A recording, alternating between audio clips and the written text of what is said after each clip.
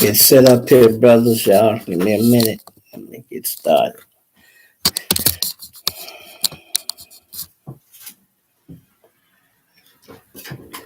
See that?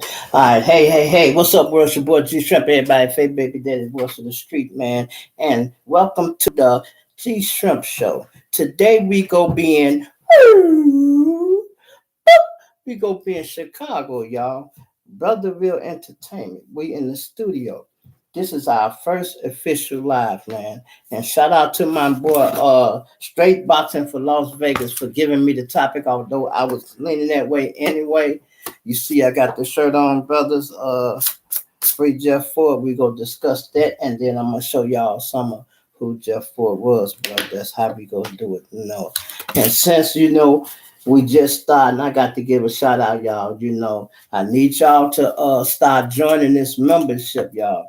We gonna start going live, and some of these lives are gonna be for members only. So we gonna be private in a little bit. So it'll be best for you guys to join. And this here is a shout out to all the people who have joined already from day one since I've been monetized, and I didn't even know that I've been monetized for 4 months now, bro. Shout out to Christina, that's my wife, y'all. She was the first one to join. Then shout out to Miss Pumpkin. She just joined 7 days ago. Shout out to Allison Brooks. She joined 4 months ago. And shout out to my boy Noriega, one of the last real ones left.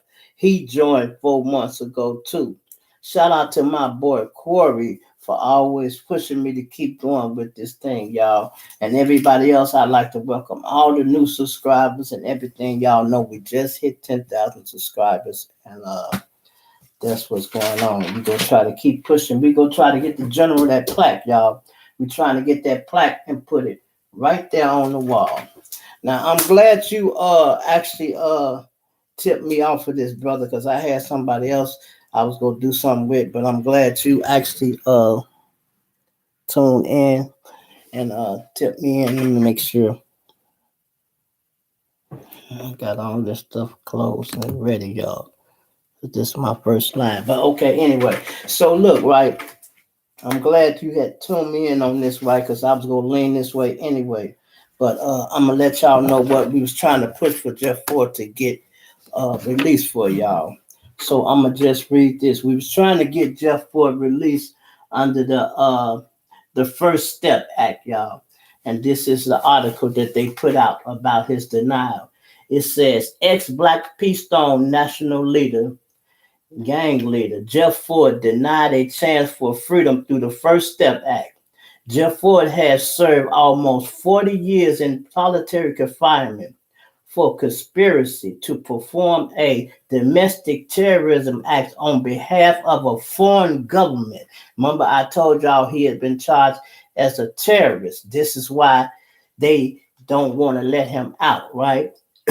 And they say, Jef Fort, a co-founder of the infamous Black Peace Stone Ranger, who has served almost 40 years in solitary confinement in a federal supermax prison, has his plea for leniency denied by a federal judge, said the Sun-Times reporter.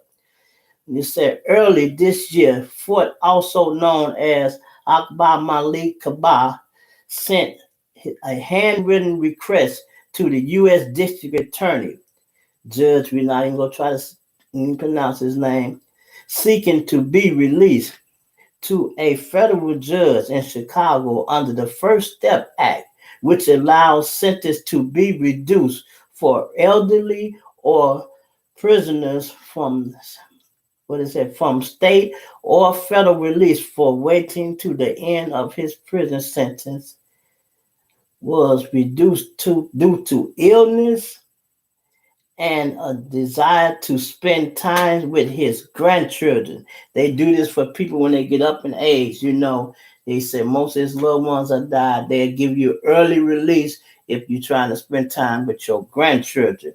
That's why his grandson and them was pushing for this, bro. That's why, you see we had the shirt, bro. And that's why we had the shirt like that, bro. We was trying to push for that, I had to change clothes when bruh sent me this. I'm like, God damn, I can't believe I was almost late to this. I can't believe I was late. And then it said, given a lengthy time, determined has been in custody for more. Whoo, we're not going to read even all that, man. Bottom line is, he was denied. The judge stated, he tried to commit terrorism against his country for a foreign government, man. This was allegedly when they tried to sell him the rocket launcher, and allegedly he's supposed to have been trying to blow up a commercial airplane, y'all. They said Gaddafi was supposed to pay the Jef $2.5 million to blow up an airplane over here in the United States. But let me tell you something, y'all. It was basically all entrapment and everything.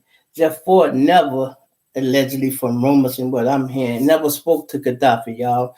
These was all plants and FBI agents from the jump. That's how they was able to sell him the rocket launcher and all that, Jef them was under the impression that they got that from Gaddafi them, and they was going to come over here and show good faith and try to use it. They had intentions on using the rocket. They never set it up, aiming at none of that. The police just baited them in. Once they took the bait, that's it. So it's basically a entrapment, y'all, but they don't care. They looking at it like this. If you plan to use it, we don't know if you was going to use it or not. You picked it up, you took it to your place, and with all the soldiers and everybody you got, you probably would have ordered them to do that, and they didn't want to give him a chance. They went on with that. And would you believe Jef Fort was incarcerated all that time when that was going on, bro? He wasn't even on the street. He was in jail in Mississippi, y'all, and he was calling to the fort and discussing his demonstration with the generals. You know what I mean? He was discussing it with the generals, and the phones was tapped.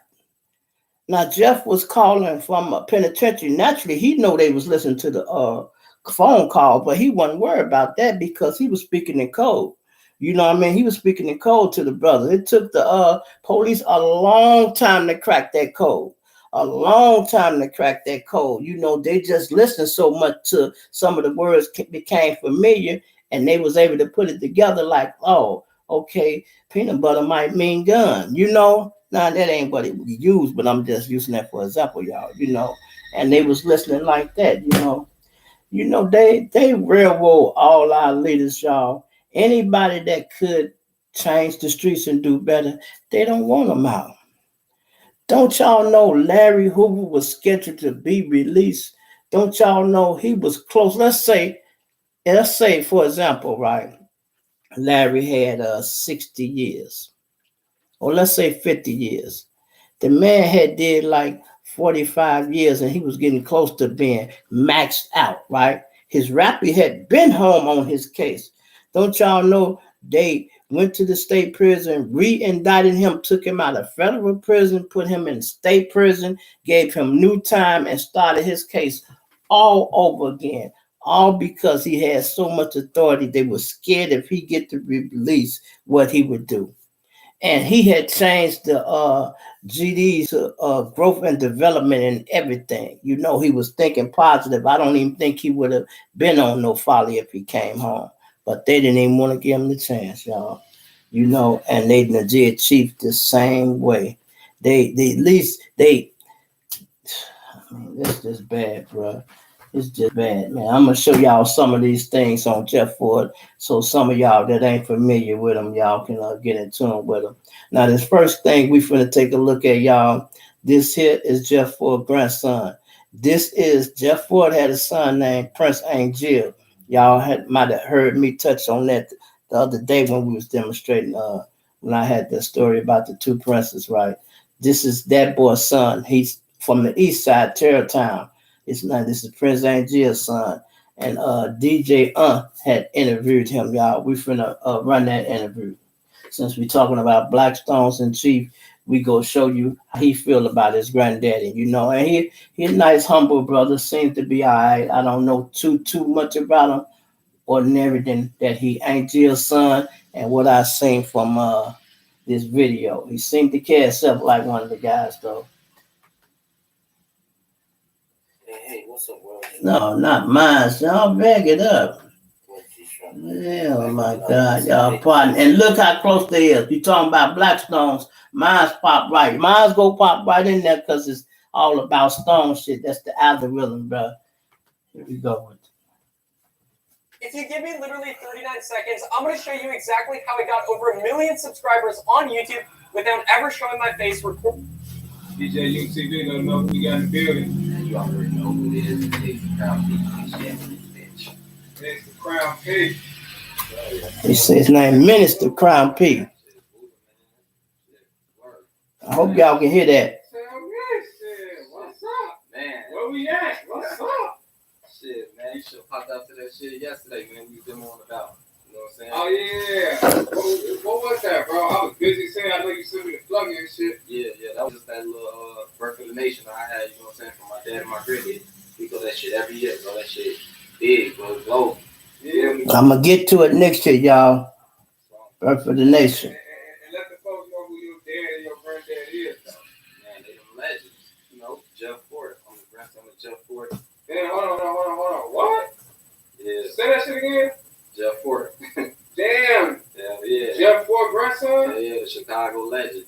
Damn. On Stone. Niggas know. He said on stone. Yeah, so your grandfather, Jef Fort. Yeah. You know what I'm saying? Who your father? What's his father's name? Crown Prince ain't jail. Word, okay. Yes, long live the Angels, man. So tell us, man, so obviously you from Chicago, right? Hell yeah, born and raised on the low end, 39th and Lake Park. Real shit, bro. That's actually used to be the headquarters, you feel me, back in the day. So he had to live in the fort. You know what I mean? Lake Park project. Oh, cheap, bro. That's what we was from. Oh, okay. They're back there. Okay. So tell us what it was like growing up, man, on the low end, you know what I'm saying? Man. Such historical, father figures in your life, you know what I'm saying? Yeah, like shit like that, bro. That shit was, shit, pops got changed when I was 9, you feel me? Okay. But shit, me and Big Bro was down there, you know what I'm saying? Even though with the history, bro, it wasn't even like we was walking around with power, bro. Because we ain't never give a fuck about that shit for real, bro. Like, no cap. We was, two niggas making it on our own name. Like, you feel me? Niggas knew, but it was just more to them. Man, there's us. You feel me? And OG was real. You feel me? Taught us that shit for real. Like, no cap, bro. So, it was just whatever on the block. Like, no cap, bro. We was them niggas, though. For real. Hell yeah. So can you tell us about a time where the bloodline you come from was beneficial for you outside in the streets? Like you probably got jammed up or something one time, and who you was. No chat, because that shit like that, bro. I don't even pray for shit like that, bro. Real shit. Just off the strength of it. Like, I can't speak on everybody else, bro. But I know who the fuck I am. Real shit. I used to see my pops off the street. No bullshit, bro. That nigga just came home. My OG was like, yeah, you feel me out? Happy as hell to see that nigga, you feel me? Because he was locked up before he got changed, you feel me? So, when he came home, you know what I'm saying? This nigga had like 50 people downstairs. And we stayed in the projects on the 14th floor. You feel me? Then the nigga had like 50 more upstairs on him. And this nigga moved like that. You feel me? Hey, Pops thrilled. So I'm wanted to be like that, you feel me? So I was just like, hell no, bro. I don't pray on like no nigga. You feel me? Because I don't want to use that. You feel me? I'm moving with 100 niggas. I move with 100 niggas. I'm moving like the president. You feel me? I move like the president now. You feel me? So we don't keep lurking. You feel me? We ain't into that. Real shit, bro. What's up, man? So around what time you start getting into the music, and who influenced you to rap? Man, shit, like I said, man, I used to fuck with Wayne heavy, bro. You feel me? That whole little hot boy shit, bro. On cheap when he was wheezy like that. That was my thing, bro. But shit, me and my cousin Dollar, man, shout out to Dollar, man. Part of next year go crazy, you feel me? But me and Cuz, bro, that nigga was putting work, you feel me? And I'm fuck it, that's some late shit. We that nigga was putting work, you feel me? Me and Cuz, I'm fuck it, that's some late shit. That nigga was putting work, you feel me? I'm fuck it, that's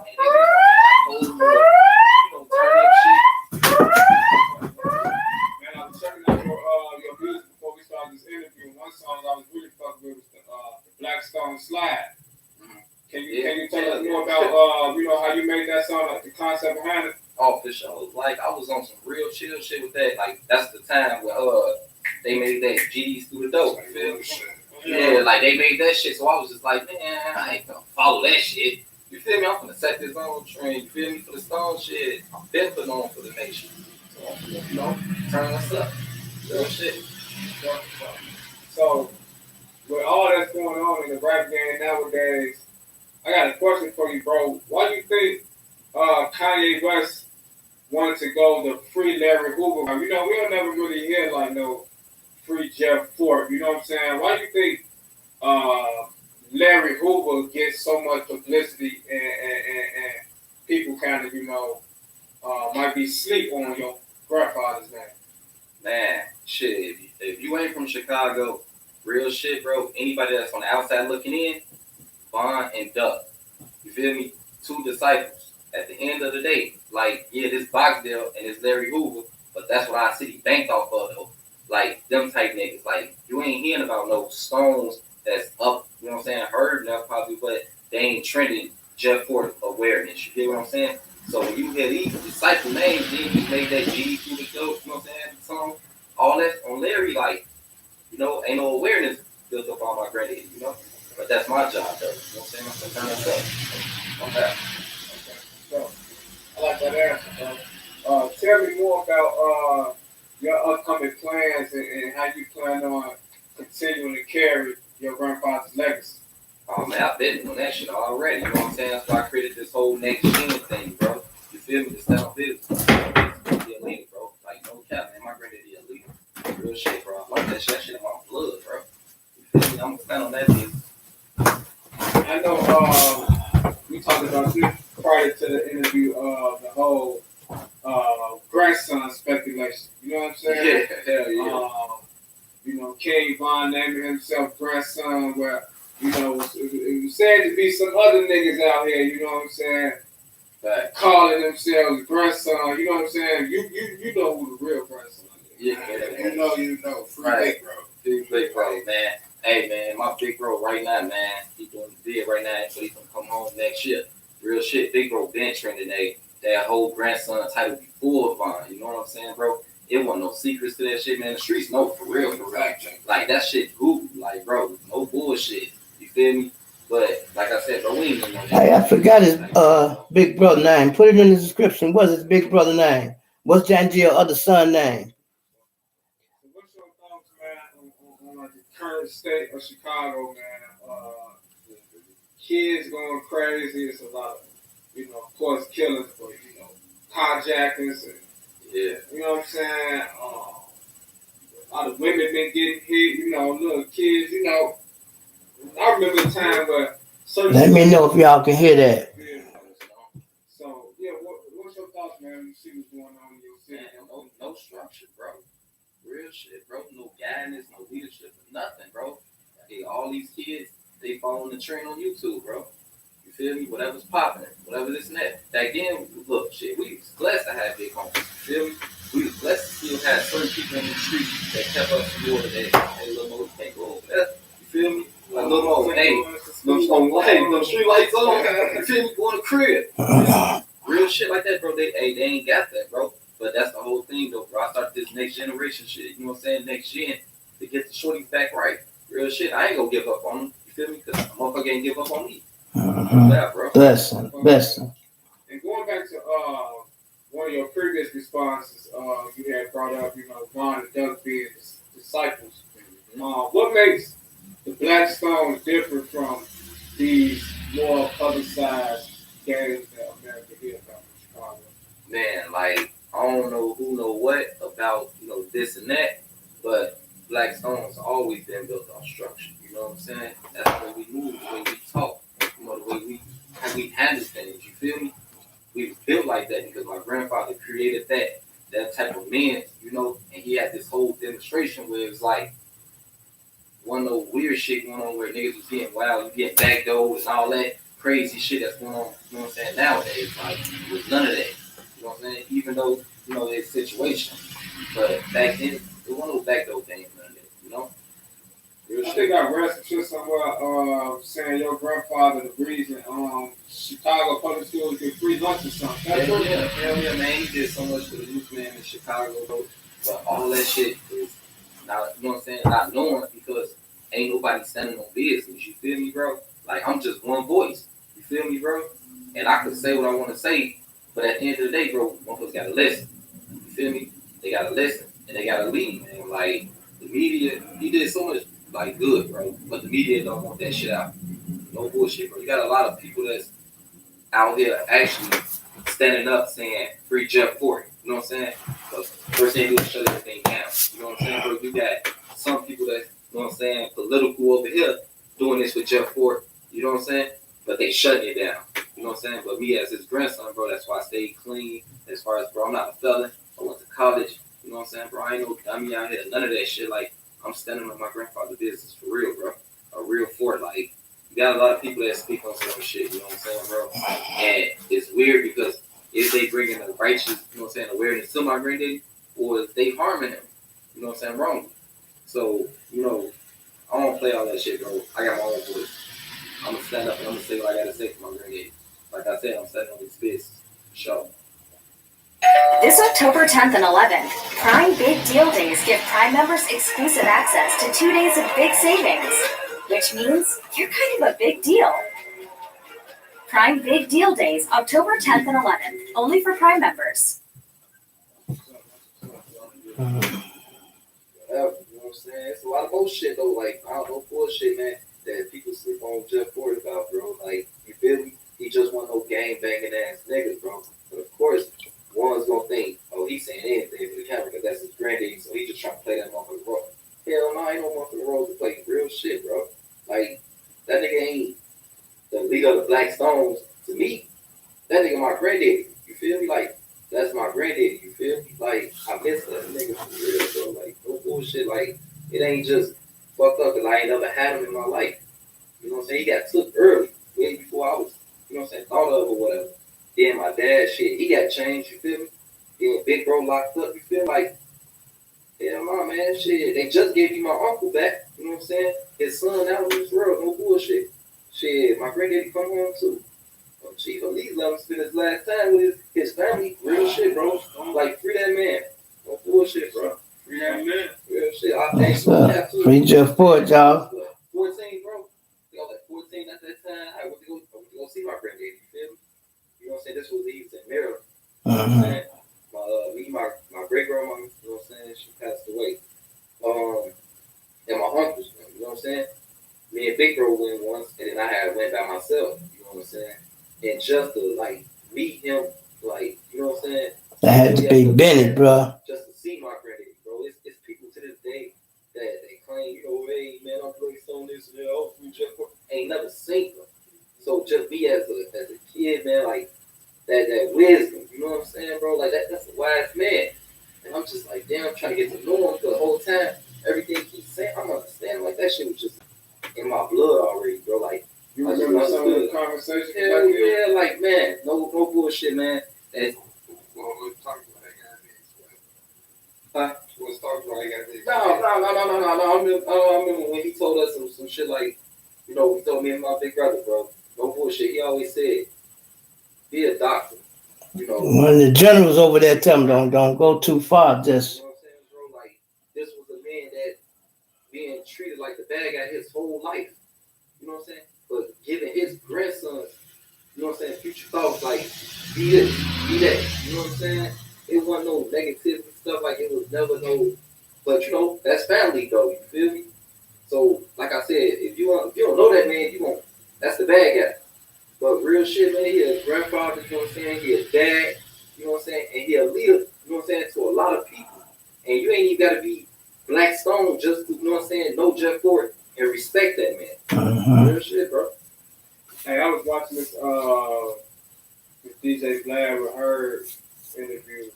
It's been a while back on 4 or 5 years, you know what I'm saying? And Vlad asked him, you know, if Larry Hoover and Jef Fort was out, you know, with Chicago, you know, be a bit better, something like that. And her said, nah, like the shorty still, they want to listen to Hoover all for it. Thanks. No, I I agree with her. You know what I'm saying, bro? Because like real shit, if they let my granddaddy go, you think I'm going to the streets or I want to? Hey, granddaddy's gone. Let's go fish. You feel me? I want my granddaddy. You know what I'm saying? I ain't trying to be selfish and give a fuck about the youth, but that man been put away before time for me. You feel me? I need that. We need that as a family. You feel me? We need that. My granddaddy just made 75 years old. Now you see how kids be missing they daddy, granddaddy, bro? He said he need that. Real shit, bro. So tell us more about next generation. Oh, for sure, man. The next gen, man, that's the whole thing that I've created. That's my program, you know what I'm saying, due to understanding the real Jef Fort, you know what I'm saying? And I say Jef Fort, and a lot of people probably think like, damn, why do we keep saying Jef Fort instead of his granddaddy? You know what I'm saying, bro? Because that's the man that I look up to. Whether if I was who I was or not, you know what I'm saying? I look up to that man. Because it's a lot of real, that's, you know what I'm saying, that happened, but people swept on the rug. But me as his grandson, bro, I'm gonna get that shit, bro, and I'm gonna take it. Hit that like button, y'all. Subscribe to the channel if you ain't subscribed.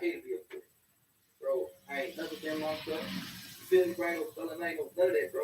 And I get treated like, oh, just this and that because I got some letters behind me. You feel me? That F-O-R-T. Oh, you can't be this and that. Bro, my whole life I was judged like that. You feel me? That shit crazy. So We got that super chat in there too. Y'all can use that. But look at that man standing like the president. You know what I'm saying? Look at that man giving back. You know what I'm saying? Look at that man doing this and that, changing the narrative of Chicago and changing the narrative of his last name and his grandfather bringing true awareness. You feel me? Real shit, bro. That's whole next gen. And we know, we know, we can't put an end to things, you know what I'm saying, as far as what's going on out of our control. Right. But if we could do one thing to help better our community, help better our environment, you know what I'm saying? What do you think that one thing would be to start out? Man, bring back structure. You know what I'm saying? Structure, for real, bro. Get back out there. A lot of people scared, bro. It's people that can't go back to their hoods because this person that changed it up or this and that, bro. Bro, if you're a real nigga, bro, for real, get back out there, bro. No bullshit, because when you out there active, like, no cap, I think I was telling my little brother, Zach, you feel me? I'm telling him, we on the phone, bro, and I'm watching Lil Boosie, and I'm just like, bro, that was a nigga that used to rap, you know what I'm saying? But look at him now. You see Boosie on the streets, active, doing shit, bro, like, you feel me? Like, everybody played a part somewhere, get back, you know what I'm saying? Being a leader, like bro say, feel me? Just being a leader, like, that's all I want to be, you know what I'm saying? That's what we gotta be. You know what I'm saying? The whole next year, we stand on that. That's business. Right? Real shit. Uh-huh. That's what's up, man. Any thoughts, man, or any last remarks, I should say? Man, fuck with me on the music, man. I've been going crazy, man. Mix the Crown P next gen in this bitch, man. Shout out my boy Katie. Shout out Titanic, man. Probably show y'all already know. Dotto Big, 6-figure, man. Shout out to you, my boy, for sure. It's gonna be an interview. It's my first one in the books, but this ain't the last one for sure. I got you, G. I'm gonna get you a little more. I'm gonna get you. Hey, shout out my boy Kills over at Evian. Shout out the old fucking Evian. Shout out my boy Will. You know what I'm saying? You know what I'm saying? He the man over there. So if y'all ever in a bird somewhere, no cap, bro. Go to Evian, bro. They got that shit over there, bro. That's what we record. You know what I'm saying? Hey, shout out my boy Blake. He go fucking crazy on the videos. You know what I'm saying, man? Shout out the whole nation. Shout out the team, man. Shout out the 5-3 big bro. Oh, stop. He say. I won't tell no lies. When we pop outside, they gon' know it's fire. Okay, I'm out of here. That's how I get in touch with ones, right? Okay. Let's see if he let me use that for my intro, y'all.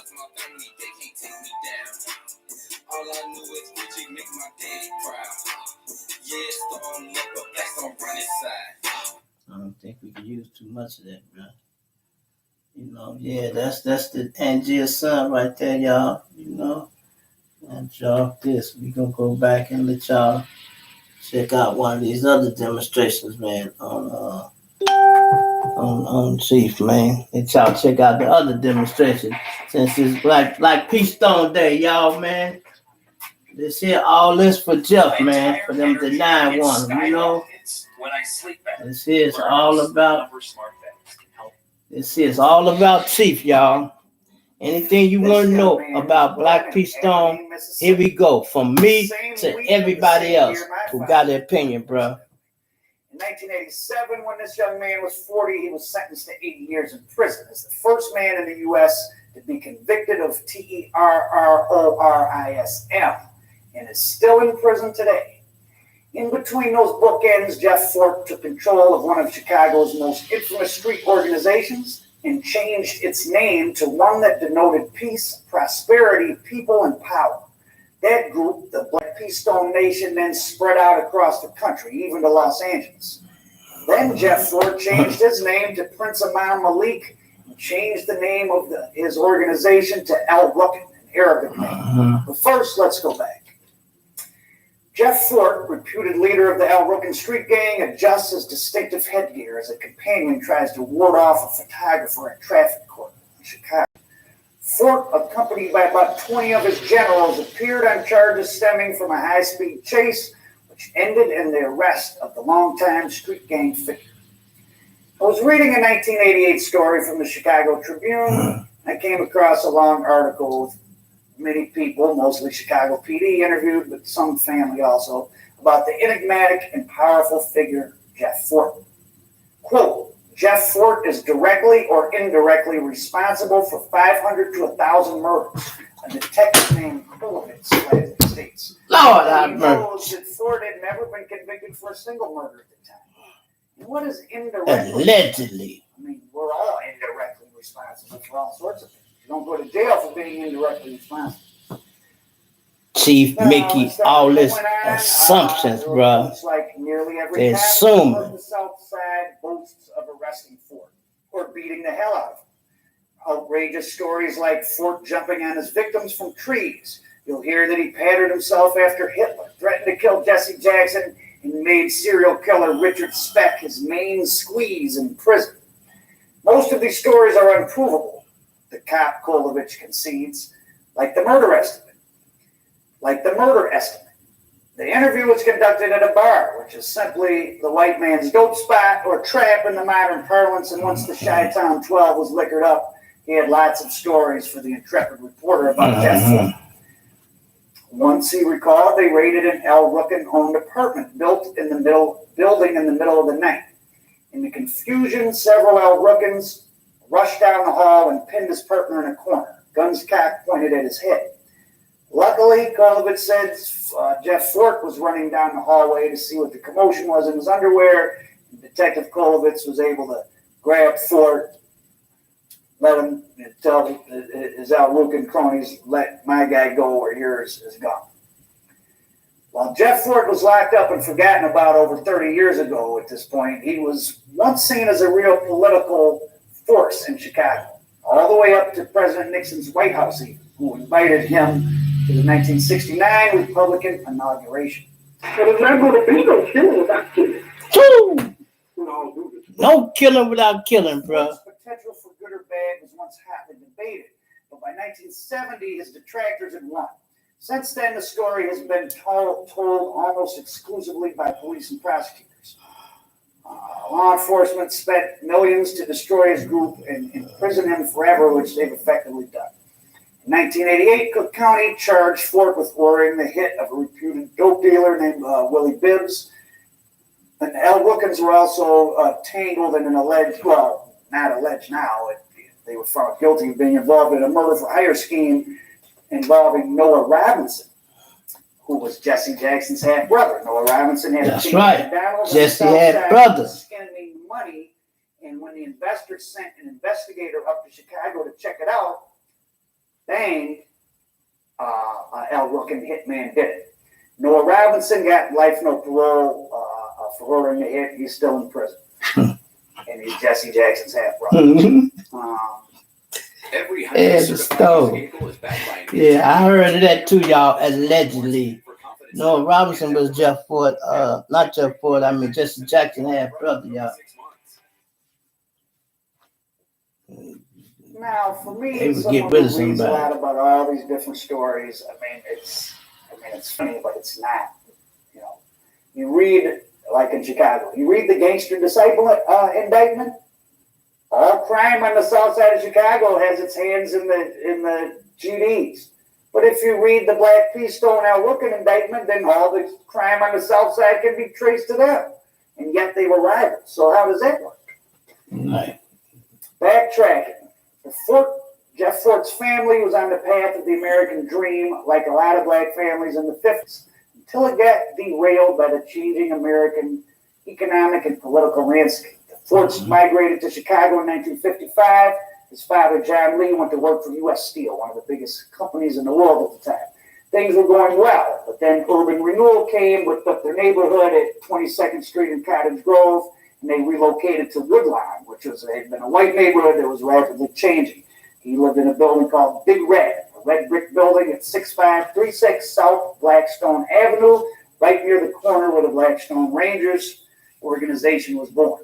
Went to Scott Elementary School. That's where we got the name from, the street, y'all, Blackstone. Were very attractive people, said one of Imam Malik's elementary school teachers. Political and organizational sense must have run in the family. Jeff's eyes had that brown-eyed, commanding presence that drew you in. I liked Jef. I don't like what he did, but I liked him. Fort ended up getting sent to the Youth Correctional Center in St. Charles, Illinois, where gangs like the Vice Lords, which had been formed back in '57, the same year as the Mexican Mafia in California, coincidentally, already held sway. And then in 1962, Fort's let out. He hit the streets. And in September of '64, he's arrested as an adult for the first time for robbery. While the police labeled him a criminal, the streets... Hit that like button, y'all. Hit that like button. Because he would break up fights like a cyclone. But to be a peacemaker in a violent world, you had to be violent yourself. Quote, Jef had the reputation as someone who could kill a brick, said attorney James Montgomery. By the time he was 18, Jef Fort was rolling through Woodlawn and entourage.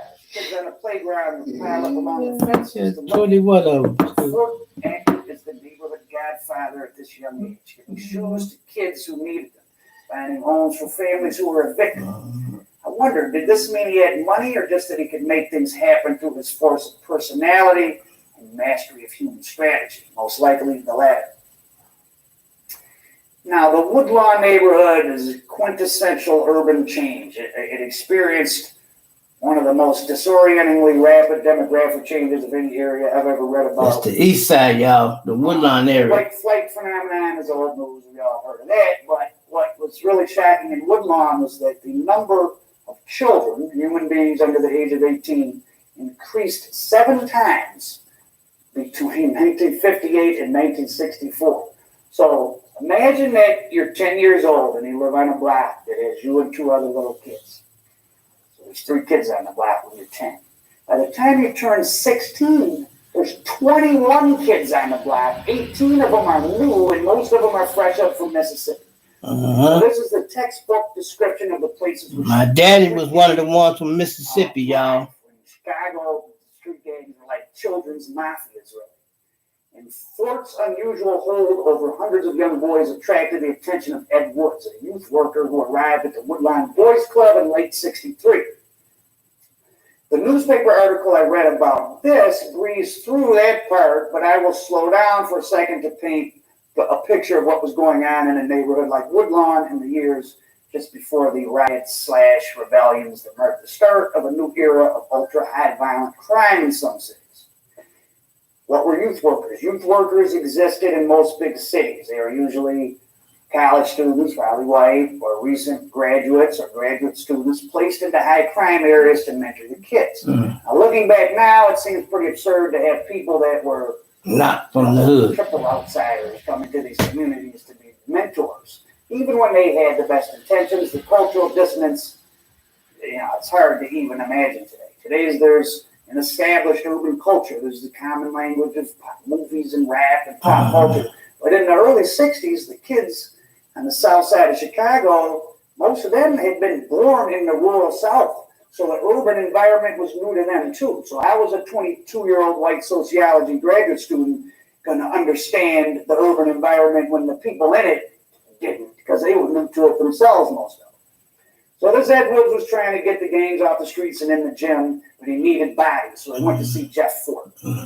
It was around 64 or so, Wood said. I went to his house and met his mother. I told him what I wanted to do. At the time, I had 20 guys. The next day, I had 200. That's Jef Fort in action. Anyone who saw Jef Fort handle the little kids got the impression that he was a substitute big brother, said Dan Swope, director of the Boys Club at the time. Anyone who saw Jef Fort handle the little kids got the impression that he was a big brother to them, said Dan Swope, director of the Boys Club at the time. He wasn't much older than the kids who admired him, but he looked to be older. There's tough kids who've seen more of life than most of us ever see. They have middle-aged eyes but young faces. Jef was one of those kids. April 5th, 1968. Chicago's Black West Side is in flames. It's the day after Reverend Martin Luther King Jr. is gunned down by escaped hillbilly petty criminal James Earl Ray in Memphis. In Woodlawn, officials at Mount Carmel High School at 64th and Dante, which I guess was mostly white, ended classes early and ordered the Chicago City buses to take the 700 white students out of the neighborhood. Without warning, a long line of Blackstone Rangers surrounded the buses, must have been hundreds of them, and began rocking them. I thought they were going to tip them over, recalled former Scott School principal Norman Silver. But then Fort raised his arm and they stopped, did an about-face, and marched right back. He controlled them like a general in the army. General! That's where it comes from, y'all. Like the general! Rangers lined 64th Street for 3 blocks. Fort was atop a mailbox. As each bus drove by, he held up a long stick, and the Rangers roared a deafening Blackstone. It was incredible theater, says the Reverend Tracy O'Sullivan. Well, who would know more about the theater of the absurd than the Reverend of the Catholic Church? That's another story. He was from the Catholic Church at the corner of 64th and Woodlawn.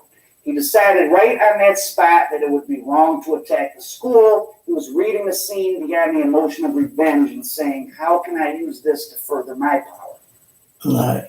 Perhaps, or maybe he just knew he had those people under his control. He had to do something with them or they were going to attack the white students. So he, why does it have to be furthering his own power? Maybe. Maybe Jef Fort was bad, but I don't see this as evidence of it. The guy was a genius. I never had a doubt about him from seeing him in operation. Dr. King, I understand that you have just reached agreement with Mayor Richard Daley of Chicago. Does that mean that the threat of violence tonight in Chicago is considerably diminished in your estimation? Well, I certainly hope so, and in a sense, I feel that the threat of violence tonight is diminished a great deal as a result of the agreement. And I want to give the impression. For things like check-ins, I'll just start a huddle with the team because it's more fun and it's more efficient than typing. Efficient? The period right before the riots, like in Detroit and Chicago, were the black neighborhoods actually got more densely populated than even New York City because the cities were still in segregation. But you had all these black population coming in the city, they could only live in a few neighborhoods. So their neighborhoods, even though they were more run down, their rent was higher. There was more demand and fewer apartments. This is why we have to get out into the streets. Not in a march, not as a protest, but as men and women who are trying to solve problems. So that was Woodlawn of Jef Fort's era, an expensive slum that got filled up with the Children's Army almost overnight. Under Jef Fort's guidance, the Blackstone Rangers grew from a handful of kids to an estimated 200 members by 65, 1,566, and 3,067. In 68, Ranger President Eugene Bull Hairston went to prison, and Jef Fort, as second in command, inherited a 5,000-member confederation of street gangs that stretched from 31st Street to South Shore. Fort renamed the gang the Black Keystone Nation. The Rangers spent most of their time fighting their arch rivals, the East Side Disciples, and in turf wars that claimed dozens of lives. Fort negotiated many peace treaties, but they never lasted. In late 64, a white minister named John Fry became the pastor of the historic First Presbyterian Church of Chicago at 64th and Kimball. To quell gang wars, Fry opened his church with the Blackstone Rangers. Soon foundations and not-for-profit organizations like Veteran Foundation, which when I was in graduate school, I administrated grants for them in Detroit. Many years later, it's gigantic. The Community Renewal Society, Clement Stone, that's another one I worked with, rushed in with grants to help channel the game's power into positive community action. Charles LaPaglia, who was a youth worker at the church, held leadership training sessions with the Rangers. But LaPaglia says he and Fly would end up learning more from Jef Fort than they could ever have taught him about leadership. When Jef Fort was 13. Gotta pay attention, bro. He tried to take the area around 63rd and Stony Island, which I guess was like a really red light, wino, prostitute area in Chicago, turn it into the Enchanted City. And Fort's land, this enchanted city of hobos and bums and prostitutes. Plug that up too, bro. Powers. And that the people would organize around the idea and develop rules of interaction, like respecting the little kids. But of course, the Enchanted City idea didn't really play out. And Jef Fort stopped being 13 and he became a teenager, and the harsh realities of the world came to him, and gang violence continued.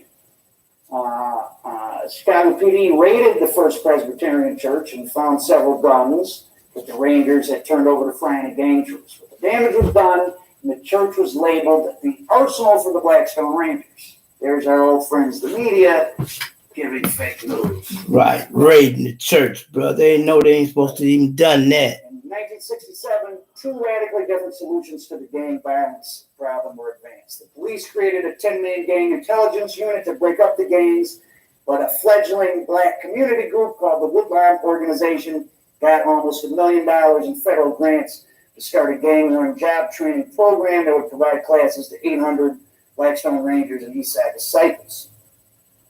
Senator Charles Percy had praised Jef Fort as a bright young man who should enter politics and invited him to Nixon's 1969 inauguration. The $1 million training program had turned into a scandal. It was all in the papers. Okay, now check this out, y'all. We go to the next topic, because a lot of y'all know what's up with Jef Fort. Now, my man from Vegas has said this, y'all. Y'all know Keefe D was arrested for the Tupac murder, right? Now, somebody has said that the case ain't airtight, G, that he just hired the best lawyer in town. And I said, no, bro, I don't think he hired the best lawyer in town. I think the best lawyer in town took this case pro bono. You can't buy publicity like this, y'all. This Keefe D Tupac case is finna be the biggest case of the fucking century.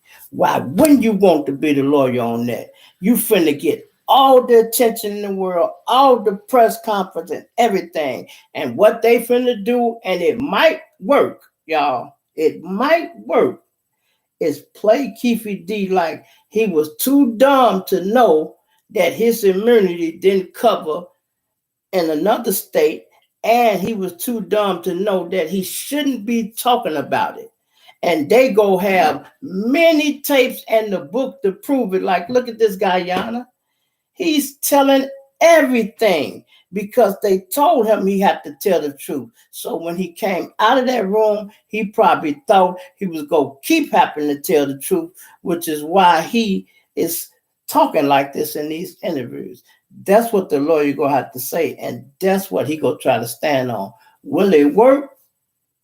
But nothing beat a failure but a try, right? But my man say it's not a bad look. I'm like, man, shit.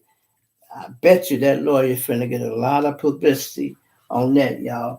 I'm gonna see if I can pull some of that up and see what they talking about on that there, y'all. But, that's crazy, man. That's crazy. And then, we covered this the other day, right? And you ask yourself, right, why now? Out of all the time, why y'all now want to cover the Keefe D murder trial? Why y'all now? They should have had picked that up, y'all. Why all of a sudden now you want to pick it up? These weeks store-brand plates turned hard work. That's the bad boy demonstration. You want the bad boy demonstration? They strong prosecution. Nevada's grand jury agreed and Let's indicted sum up. Davis for the murder after several months of deliberation. His arrest was unexpected, happening while he was casually walking near his home. As Gene Deal has been alleging, Keith D's arrest might be a pretty big problem for Diddy, as the man has already been singing about having ties with the Bad Boy CEO going beyond what is considered regular. I mean, the simple fact that Deal, having known and been in the same space with both men, is aware of how they had cloaked. No. Anyway, y'all. Yeah, that's what. So y'all let me know, man. My computer going bad on me. I ain't gonna go through that because we did that yesterday. This is my first live, y'all. I ain't gonna drag it out too long. Because we got to get moderators and we got to get everything set up. But we'll chit chat for a little while, man. Let me know what y'all think about this. With this Keefy D situation, y'all. Y'all think he got a chance to beat it? He definitely dumb enough to try that shit, y'all. You know, he definitely dumb enough to try to pull it off. And see, this is the only way Keefy D can beat that case, y'all. If he say, like I just elaborated on that, if he say, man, I didn't know. They told me I had immunity. So when I left out that room and they didn't lock me up, I thought I had immunity, y'all. So you see me, I wrote a book, Yana. I went on Netflix. I went on 37 YouTube channels. You think I would have been doing all that talking if I knew I did not have immunity? And the judge just might buy it because he probably said, yeah, it's got to be a dumb motherfucker. The judge might say, I even seen 13 of your videos in 2 movies. But you know, let me put it in the chat. What do y'all think? Do y'all think Keefy D was that dumb? Or he just was testing the waters, taking advantage of the fact he was the last one living? I think he really thought, because he didn't pull the trigger, that he cool. Like, I didn't kill him. I was just in the car. That's accessory, nigga. And you older than them, and you the high-ranking guy. So they go put it on you anyway. But I don't know. But you know what now? DJ Vlad, ask that motherfucker that, y'all. We be getting down on Vlad, but sometimes Vlad asks a motherfucker, hey man, you think you might get any repercussions by doing too much talking? And you know what Keefy D said? Man, I'm God-fearing, man. Whatever happened, man. I'm built for it. Whatever it is, man, bring it on. Okay. You invited them people to come on. Now, I'm going to tell y'all why it took 27 years, y'all. Back in the day, when Pac got killed, it was just too much publicity, and it was bad publicity, right? They said the state's attorney at that time didn't want that publicity, and the chief of police didn't want that publicity. So they refused to prosecute the case. And the LAPD knew it. That's why they jammed Keefy D up and got him on the case. And they say, fuck it, man. Humor us with this. Just tell us what happened in Vegas, and we'll take these 2 keys or whatever he got caught with. We'll sweep that shit under the rug. Just tell us what happened in the Tupac situation. And they did what you call a proffer, right? A proffer is kind of like queen for a day, right? Whatever you tell me about in this room, you will not be charged for. You got immunity for whatever you say in this room. But you better tell the truth. And that's why Keefy D was doing like he was, y'all. Speaking so much about the situation when he should have been shutting his damn mouth. Had my people or me and my nephew killed Tupac, bro, y'all have never heard that shit until I died, bro. I'd have took that to my grave, y'all. Ain't no way, y'all. Ain't no way I would have laid up here and started discussing that, man. That's just crazy. That's just really crazy, man. You know, and that's all, man, that's going on, y'all. You know, let me know what y'all think, man. We go set a time up so we can start going live. See, a lot of y'all ain't know. So I'm going to start announcing this so we can all go live. Y'all put in the chats, right? what y'all think would be a good time to go live. I want to try to get everybody that's a member or a subscriber to the G Shrimp Show. I want y'all to have a chance to experience the live, y'all, because people been asking me this shit for years to go live. So y'all get a chance to have a chance to interact with me, right? So y'all let me know what'll be a good time. We try to pick a good time. Maybe people off work, something after 5 for everybody can do it. Maybe after 5, like 8, 9, because a lot of people want to do something when they get off work, right? Maybe after hours, y'all let me know, and we'll try to work it out. We need to get the moderators set up. So you guys want to be a moderator, send me a voice like, well, I'm just going on what they say. You got to send me a cash app and your information, and then I'll hook you up and let you be a moderator, because we need somebody to run these chat rooms anyway, because I'm not familiar with them, bro. I ain't going to be trying to read it, but I'm kind of figuring it out, y'all. This is my first live. I figured out already that I can put my phone on live and I can see better. I do this, I'll be able to see your comments, but I also learned this. I had to keep the volume down. You know what I mean? See, I just learned that. You know, I keep the volume down, and then I can read y'all comments, you know.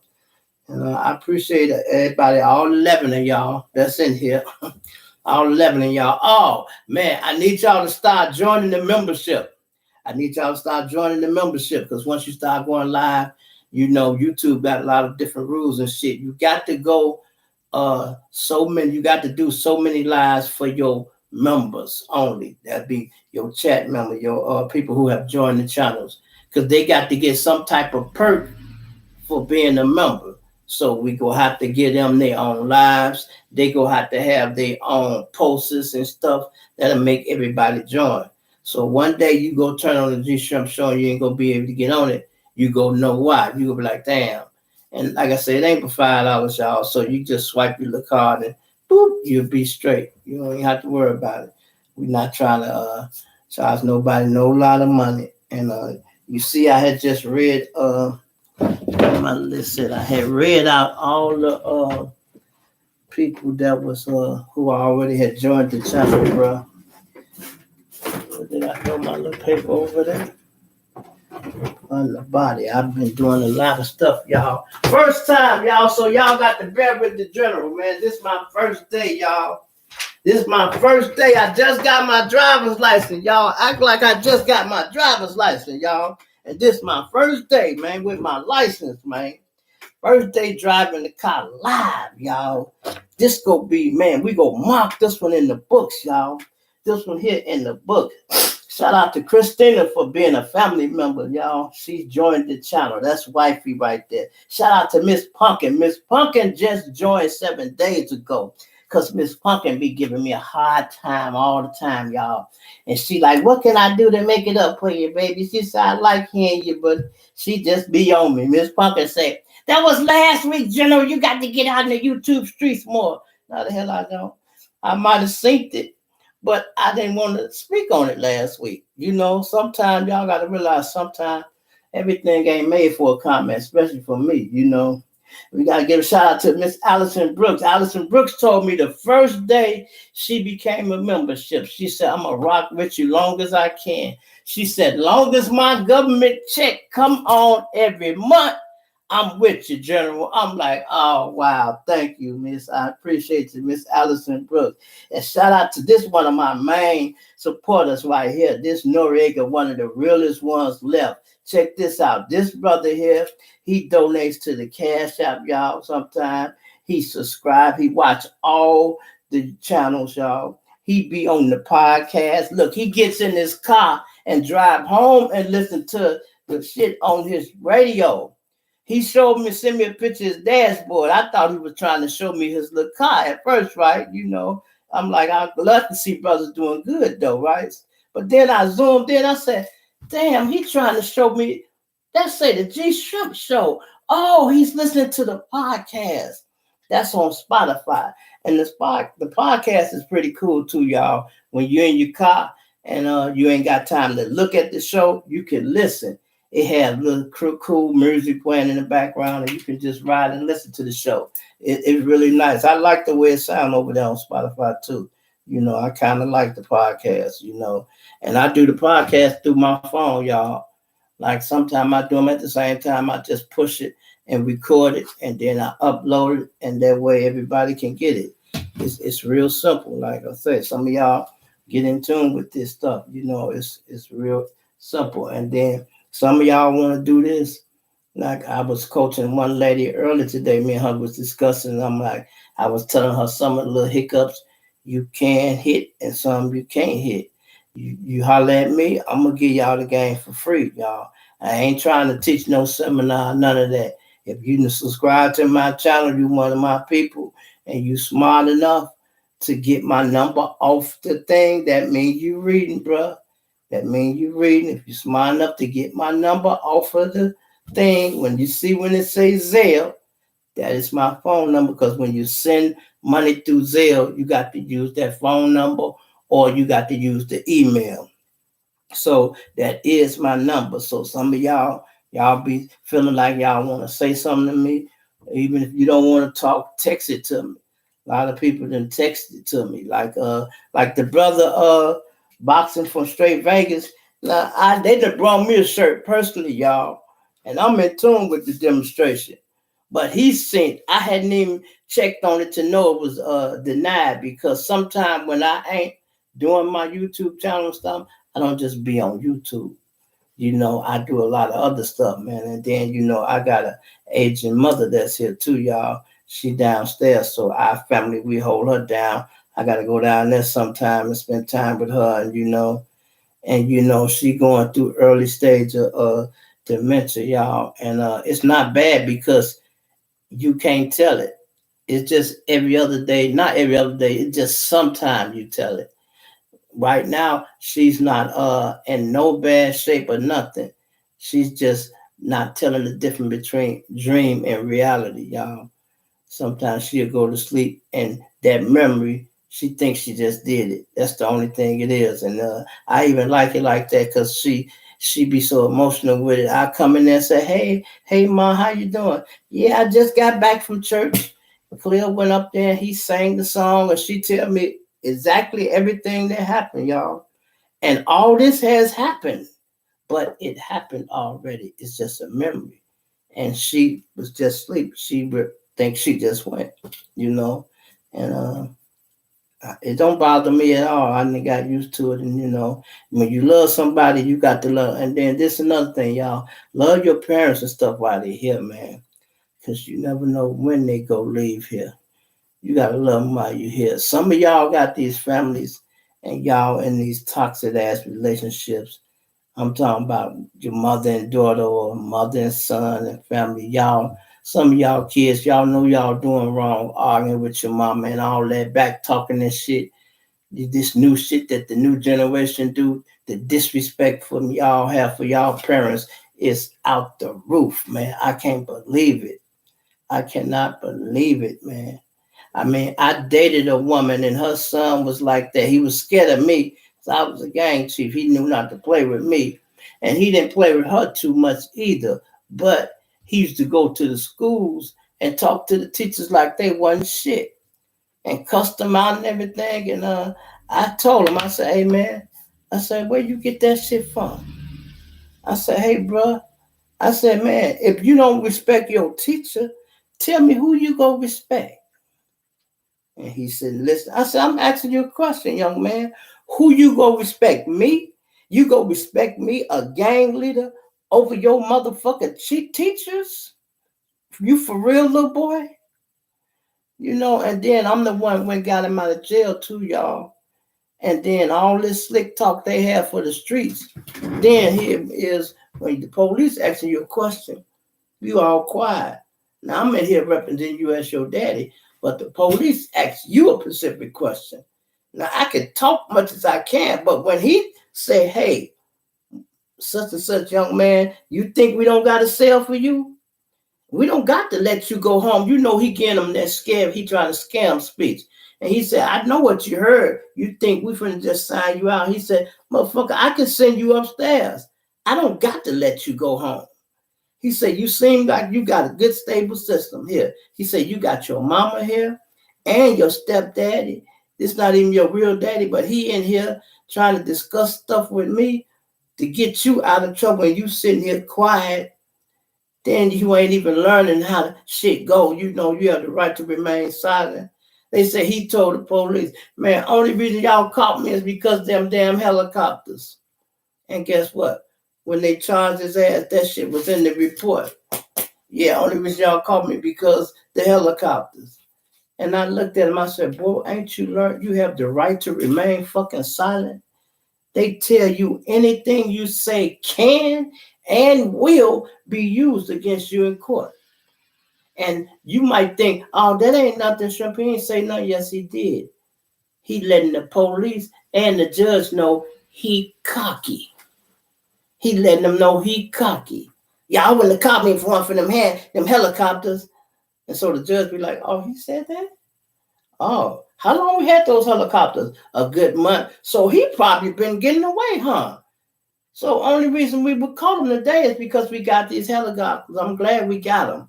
Because that means you've been getting away a long time, little motherfucker. That's what they say. Sometimes the smallest shit you could say be the mean a lot, man. Words understood need not be explained, bro. Sometimes no response is better. A lot of shit is left best unsaid, bro. And then sometimes keeping your mouth closed mouth don't get fed. You got to speak up, but it's the right time to speak up, y'all. You don't just speak up on anything, you know. Sometimes you got to be silent. So, yeah, we going to start getting this chat off the ground, y'all. We going to start going live every fucking night. Matter of fact, I must see. I want y'all for real. Don't just listen to me talking, brother, and don't give me your opinion. Put in there a time what y'all think we should go, and I'm going to pick the most popularest one, even if I got to take it for myself, which one is more convenient for me. But I can do it for y'all. It'll be all right, but put it in there so we can all see if we all agree, and we'll add it up and we'll see. If you work 9 to 5 and you get off and you be like, man, gee, I might want to see it before I lay down. Can I do it like 8? Or I might not participate in the live, but I'll look at it in the morning. You know, hey, you don't got to be up fucking with this live. This is for the people who don't got jobs and they got shit to do. You up and you bored. You people that got jobs, go to sleep and get on this in the morning. You know what I mean? I ain't talking about that much shit that you go miss. You can see the thumbnail and see that you might miss a few jokes, but that shit ain't gonna kill you. Because that shit ain't putting no money in your pocket. You can laugh all motherfucking day. You know, it ain't putting no money in your pocket. Until you miss something that puts some money in your pocket, don't worry about this live, you know. You know, hit that like button, y'all. Subscribe to the channel if you ain't. And I need y'all, they keep telling me to stress this, I need y'all to join that membership. Now that we are doing live, join that membership. Because there's levels to this shit, y'all. And every time you reach a new level, you got to honor a certain rule. And in the writing, it say when I get so many family members, I have to give them their private videos and private chats, because that got to be one of the perks for becoming a member. If I don't do it, y'all, I'm violating the agreement with YouTube and the people who join. So when you see it say subscribers only, you know, who members of the channel only, then you know that's what it's about, you know. So if you just have your little credit card, you know, just swipe that motherfucker and you good for 30, 40 more days, 50 days, however long it lasts. You know, you be good for all that little time. You know, free Jef Fort, y'all, man. I hate they denied him, y'all, but the judge ain't shit, y'all. He didn't want to show Chief no love. He said, no, you had 80 years. You need to do all of that. That's what the fucking judge said, y'all. This aging man talking about he need to do it all. Now, that's what Johnny was trying to get him out. He was pushing for that act. You know, damn. You know, they like if your family, a lot of your family members deceased, you aging and you working with just grandchildren left, meaning you ain't even got no more kids. You on your grandkids. Please let me come home, Your Honor. They didn't even want to do that. They didn't even want to do that. Although Chief got kids and grandkids out here, but he got a fruit that's missing too. He got a fruit that's missing too. And some of y'all, I hate we had situations coming up with that. I did the story on the P and I did the story on the G Pop because somebody had asked me and I put it up there, man. I kind of liked it, both of those videos. But what's going on with, they say the G Papa coming back on his appeal, y'all. And it's bad timing. That's not the type of publicity he need, y'all. Because, I went hard trying to make y'all understand who the G was. We talking about allegedly that he's a straight killer. And all that shit when it looked good in court. I'm speaking of him allegedly having people missing and shit, that. So I feel Mo was right with what he did. Man, Mo, can you take that demonstration down? And they had respect when they called once and like, hey, Mo, that's not the type of publicity he need right now. And then the other one, the P, didn't call me or nothing. I could have left that one up there. But I'm like, if he the general, y'all, and he have a problem with his, right? Now, this way your common sense come in. If he the general and he having a problem with his shit being up there because he got a new court date, then why wouldn't you want to take the prince down too? Because it ain't like the P wanted to be up there. He just couldn't stop me because I'm an official general too. But he could have let me know he wasn't pleased with it and be like, man, and he could have said, hey man, take that shit down. Now he could have flat out there said it like that, y'all. Hey G, what? Hey General, what? Take that shit down. I don't want to be up there, bro. I just got out. Matter of fact, I'm on federal parole, nigga. Yeah. So one's really bogus, Mo. I'm really bogus. They could be like, man, Mo, I'm on federal probation. I'm on parole, bro. I just come home. But they all well when you official, man. That's why the other brothers say, man, I like how y'all older brothers handle business, yeah. Because we don't be phony and we don't be playing. They didn't go to no another channel, y'all, and try to make me look bad, talk about me behind my back, because they know the general official. So in that circle where they were discussing me, it was somebody in the circle that rocked with me. He like, hold on, I know the G, Mo. Let's call him. And he called and got me on the phone. They couldn't believe how easy it was. Didn't take us long to get to that bottom of that. Oh, hold on, he coming to court. And I'm the one even suggested, hold on, bro.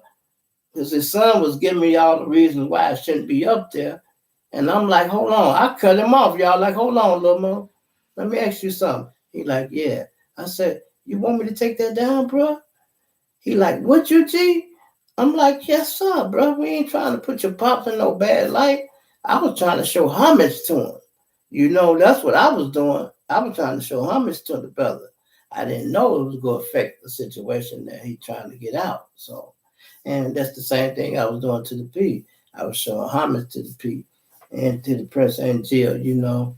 We got a lot of famous brothers up here, man. I'm going to start demonstrating with, Some of you guys, let me just say this. As long as you ain't got no legal case, you ain't still selling drugs or doing nothing illegal, you can come on the show. I wouldn't advise you, if you got a dope spot that you rocking with, to come be on the G Shrimp show talking about this and talking about that. We talking about retired brothers that's who they are, so maybe have some status in the street, and you want to come and just demonstrate. Some people be glad to see you. Like, man, I was raised off him. That's the G such and such. That's the G woo woo. People be glad to see you, y'all. They be glad to see you, because even other states be glad to see us, y'all, because everybody want to know where the OG's at, y'all. They all want to know where the OG's at. We right here, y'all. We right here, staying out the way. I stay in Chicago every day, y'all. I have no problems. I'm at the store 4 times a fucking day. I have no problems. You know, I'm moving around. You know, y'all see me, I'm all in O block with it, bro. By myself. That's why I put it up there, no security. I'm by myself. I mean, I had a driver, you know, and a lady that was with me, but fathers, I didn't have no official men I'm talking about. That's why I said no security, you know. Oh, I had no security, bro. I'm over there just demonstrating, trying to find the mirror, you know, and I found it. And then another thing, I'm going to drive down there to y'all. Juice World got a mural. His mural, for anybody that's there in Chicago, is on 59th and Halsted. If you're at the light heading north on 59th and Halsted, look to the right. So that's going to be like, it's not Green, that's Junior. That's going to be Union. No, that's not Union, bro. That got to be Emerald. Emerald is the first block. So if you look to the right, that's going to be Emerald. It's a building right there. His mural. It ain't really big as Vaughn's, but it's tall. It ain't wide. It's big, though. It's big. It makes a decent picture, you know. So I got to go down there and flex on that for y'all, you know. And ones need to be moving around, you know. I'm finna try to take this demonstration a whole lot further, y'all. I appreciate y'all for rocking with me and everything, you know. So we go be doing lives and we go be doing shows. We go be doing some of everything. We go try to get a new look, y'all. And I'm finna start using my camera, bro. You know, I've been had him for a minute now, y'all. I'm finna start using him. I could do them videos with one right here, y'all. And drop. Check this here out, y'all. Him got a remote control to it, you know. You can turn them on. You draw. You can do anything you want with him, and he works like that. You draw, and then that's how you operate it. You know, you turn him on, and he'll come on his own. And if you got a problem, you want to turn it off. You know, he goes off like that. Make sure you got some batteries in that demonstration. You know? Would you believe I had this out the other night and I almost broke it? I almost had a fit. I'm like, Lord, don't do me like that, man. Don't do me like that.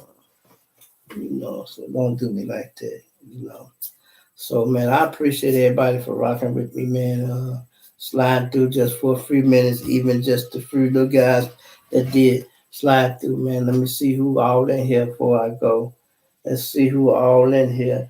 We got 12 ones in here. Let's see. I didn't shut it down, did I? No, I didn't shut it down. You know, we got 16 in here now. You know, see, then longer you stay on, people will come in and, you know, fuck with it, you know. Hey, I couldn't see that. I didn't see no commercials pop up, bro. Did any commercials pop up? I didn't see that. See, I don't know if they showing them to y'all and not showing them to me or what. You know, I don't know. See, did ones ever see any commercials? Y'all let me know. Let's all do better. Yeah, let's all try to do better, y'all. Yes, you had competitions for sure. You say I had commercials for show more? Oh my God, they didn't show them to me. I guess they like, you don't need to see them. Well, hey, bro, I'm glad. Hey, if I had commercials, that means I get paid. You know, that's a blessing for the general. You know, that means they paying me for that. Oh, hit that like button, y'all. All y'all that's in there, look, if we got 16 people in there, make sure I got 16 likes because that means something to YouTube. Because YouTube, even on a major little or small level, they'd be like, damn, he didn't have 15 people in his live. All of them liked it. Damn. You know? So do that for me, y'all. Hit that like button, man. And if you're new, subscribe to the channel. One say yourself had commercials for show, Mo. I didn't know that, man. I didn't know that. Mo said, it's cool. He said, that's cool, G. I appreciate y'all for tuning in, bro. You know. And listen, like when we starting to getting it rolling, this is what I need y'all to do. Instead of just saying all well and what's happening, G, man, type in the topic, you know, something. Like, okay, like for instance, my man asked me this, Joe, because we ain't finna rush out of here. My man asked me this. What Illinois has passed the law now, y'all, is no more cash bail. Now check this out. I want to know my opinion on this. It's no more cash bail. Now y'all got to look at it like this. This is not a good or a bad thing. It actually helps the state out because you got to look at it like this. It only overcrowds the jail, y'all, because everybody go to jail, and if they don't got the money, they got the state, and the state got to take care of them. So if they let them go home, there's less people the state have to take care of, and the state only will have to house the people who got to stay, like the people who got murders. You ain't going nowhere. People with major rape case, you ain't going nowhere. But if your case ain't bad, like you call a drug case, a delivery, just a simple pistol case, a simple robbery, okay, you go home with a court date. And don't think like they just letting you go. Oh, no, motherfucker, you got a court date. And guess what?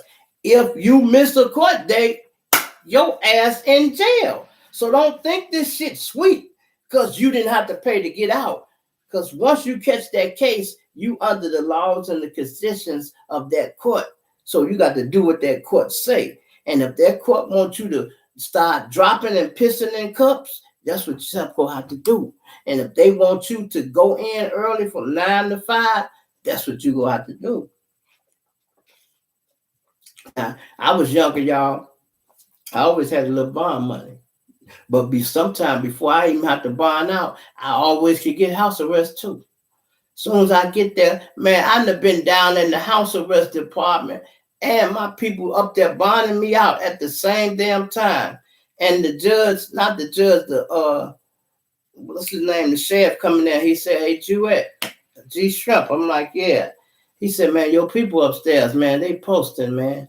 He said, what you want to do? You want house arrest or you want to go? And I'm like, damn, I could be free, but this is why I took the house arrest. I'm halfway through the process, y'all. I got the band on my leg. I ain't got but like 30 minutes and then we finna be out. Had I stopped, they'd had to cut the band off my leg, send me back through another processing system, go down there in Division 5 and go through all that shit and then wait another few hours to get out. I'm like, no, man, I'm halfway through this shit. Tell my people to go home. I'm cool. I'll be home in a little while. And he called up there. Man, I was on house arrest so much, y'all. I knew every motherfucker in the house arrest department. And I'm talking about knew them like this, y'all. My mama was a fool with it. She would cuss them out. A lot of people couldn't go home on house arrest because they done stole VCRs and shit. They couldn't go home on house arrest. Me never had that problem. This is how my mama used to do, right? They would call home. Hello, Miss Jewett? Yeah, we got Maurice here. We want to know if he can come home. She said, when the fuck you mean can he come home? He live here, goddammit. Yeah, he can come home. If you motherfucking crooked cops go let him come home, then he can come home. They like, oh, okay. Click. Damn. I can tell when they talking to my mama. This how they click. Jewett, yeah. Yeah, that's your mama. God damn, your mama. Woo! Your mom, like, yeah, she a mess. I said, from now on, man, don't even ask her. Just tell her what time I'll be home. So they got so familiar with me, right? I would come down there, they'd call Miss Jewett. She like, yeah, he'll be home at 9. Thank you. Okay. And then they would say, Jewett, do me a favor. Help these people fill out these cards, man. Because you got to fill out. To get out, you need 3 references and you need the place you going. And they give you a speech. And I used to break it down for them because, I be one chief man, I make them understand it. I said, look here, y'all, let me tell you something. You need 3 references to get out. Now, these references go have to be legit for real. So you can use your sister, cousin, anybody, long as it's a real person.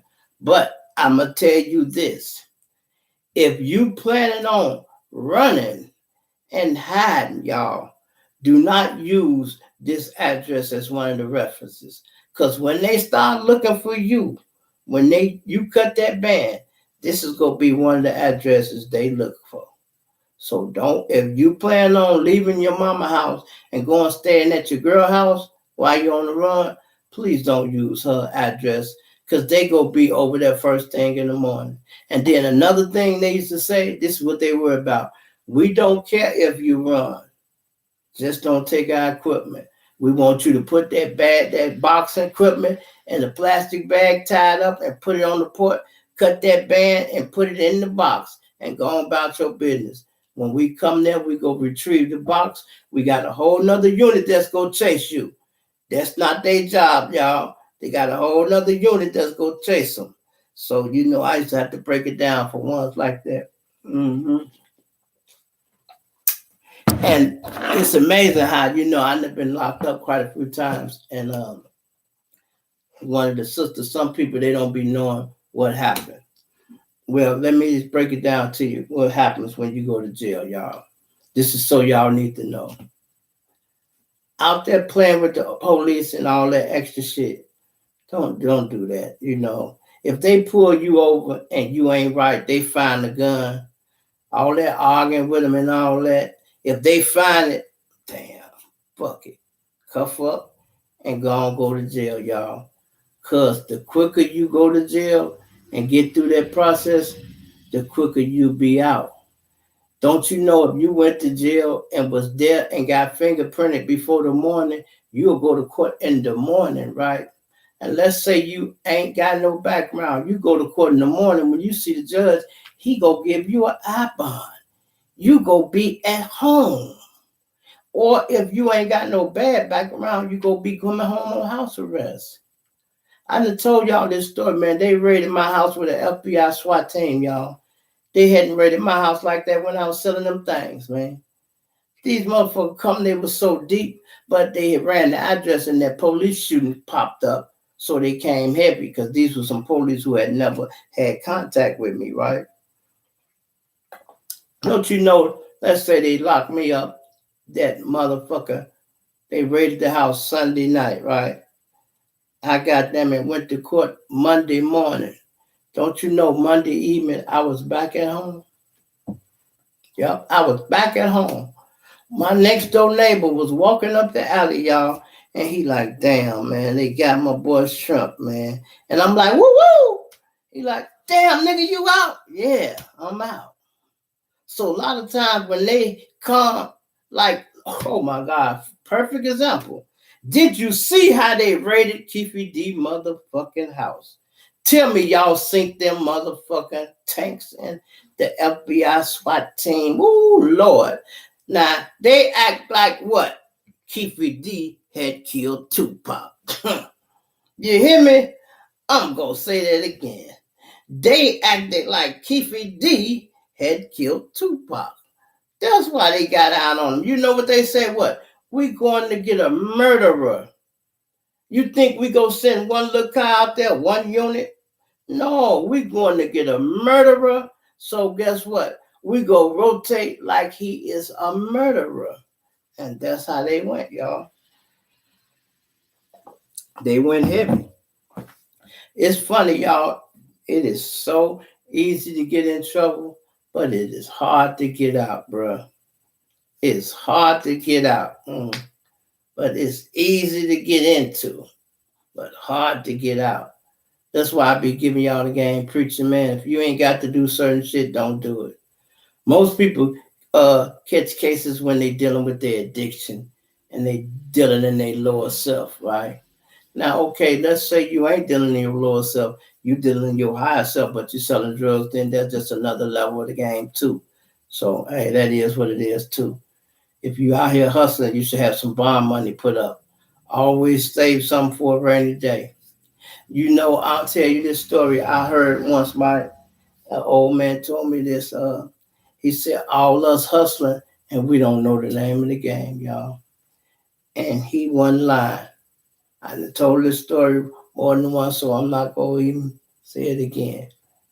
But he told me the name of the game is get in and get out. You hear me? I'm going to say it again. The name of the game is get in and get out. So if more people knew what the name of the game was, we'll succeed more. Because most people have an entry plan on getting into the game to hustle, but they don't have no exit plan. That's why motherfuckers be getting caught up so much. If you wake up, bro, and you got 3 fucking cars outside, you got 50,000 here at your mama house, 50 at your baby mama house, and you got like 50 on the street, you could stop hustling. You know what I mean? You could stop hustling. Leave that money at baby mama and your girl house, snatch that 50 out the street and invest it in something. And when you step out the streets, you don't step back into them. You don't step back into them. You just want to try to do shit legit. You always want to turn dirty money clean, y'all. But this one thing you don't do. You don't turn clean money and make it dirty. You hear me? I'm going to say that again.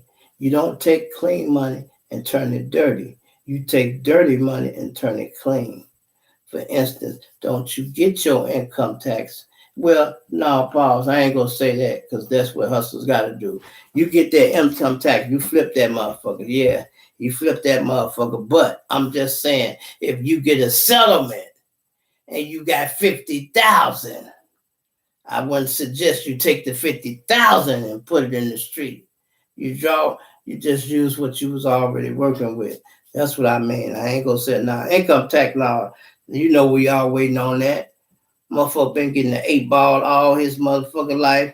His baby mama finally get him enough to get a zip. You better get that ounce. You better get that ounce and rock that bitch like shit. Hey, do what you gotta do. But bro, I'm just trying to teach y'all how to get out of trouble. I don't want to try to make you no better criminals now. I don't want you to be criminals. I don't want you to be criminals, man. Hey, one of the brothers was watching the show the other day, right? When we was watching the first time I opened the computer, we was watching it. He said, yeah, General, do this. I like this, man. Yeah, let's do this. We could go live and everything. Keep this. Let's keep the woman and everything. I said, bro, I can't keep the woman. That's not my woman. That's a lady. That's her channel. You know, we was watching her channel, so that's her shit. I don't know if he knew that. You know, he probably thought I had somebody reading it. I'm like, no, I can't keep the woman. I don't even know who she is. You know, I'm like, no, I can't keep her. But he did say, man, keep this, man. It's a good look. So that's why we doing it, y'all. That's why we doing it. And everybody been trying to get me to go live forever.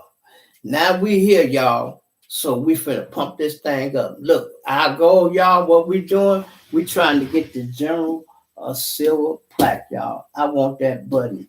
So I want all y'all to know when y'all join the membership and all that, that's what we pushing for. We trying to get the plaque, y'all. So that everybody know. I want y'all to start putting that in there in the comments and on the road to 100,000. That's where we at, y'all. We on the road to the 100,000. That's what we trying to get to. So we need 90,000 motherfucking subscribers, y'all. Hit that like button and hit that subscribe button. And don't forget, y'all, this is a super chat. This is a super chat over there. So some of y'all can use the super chat.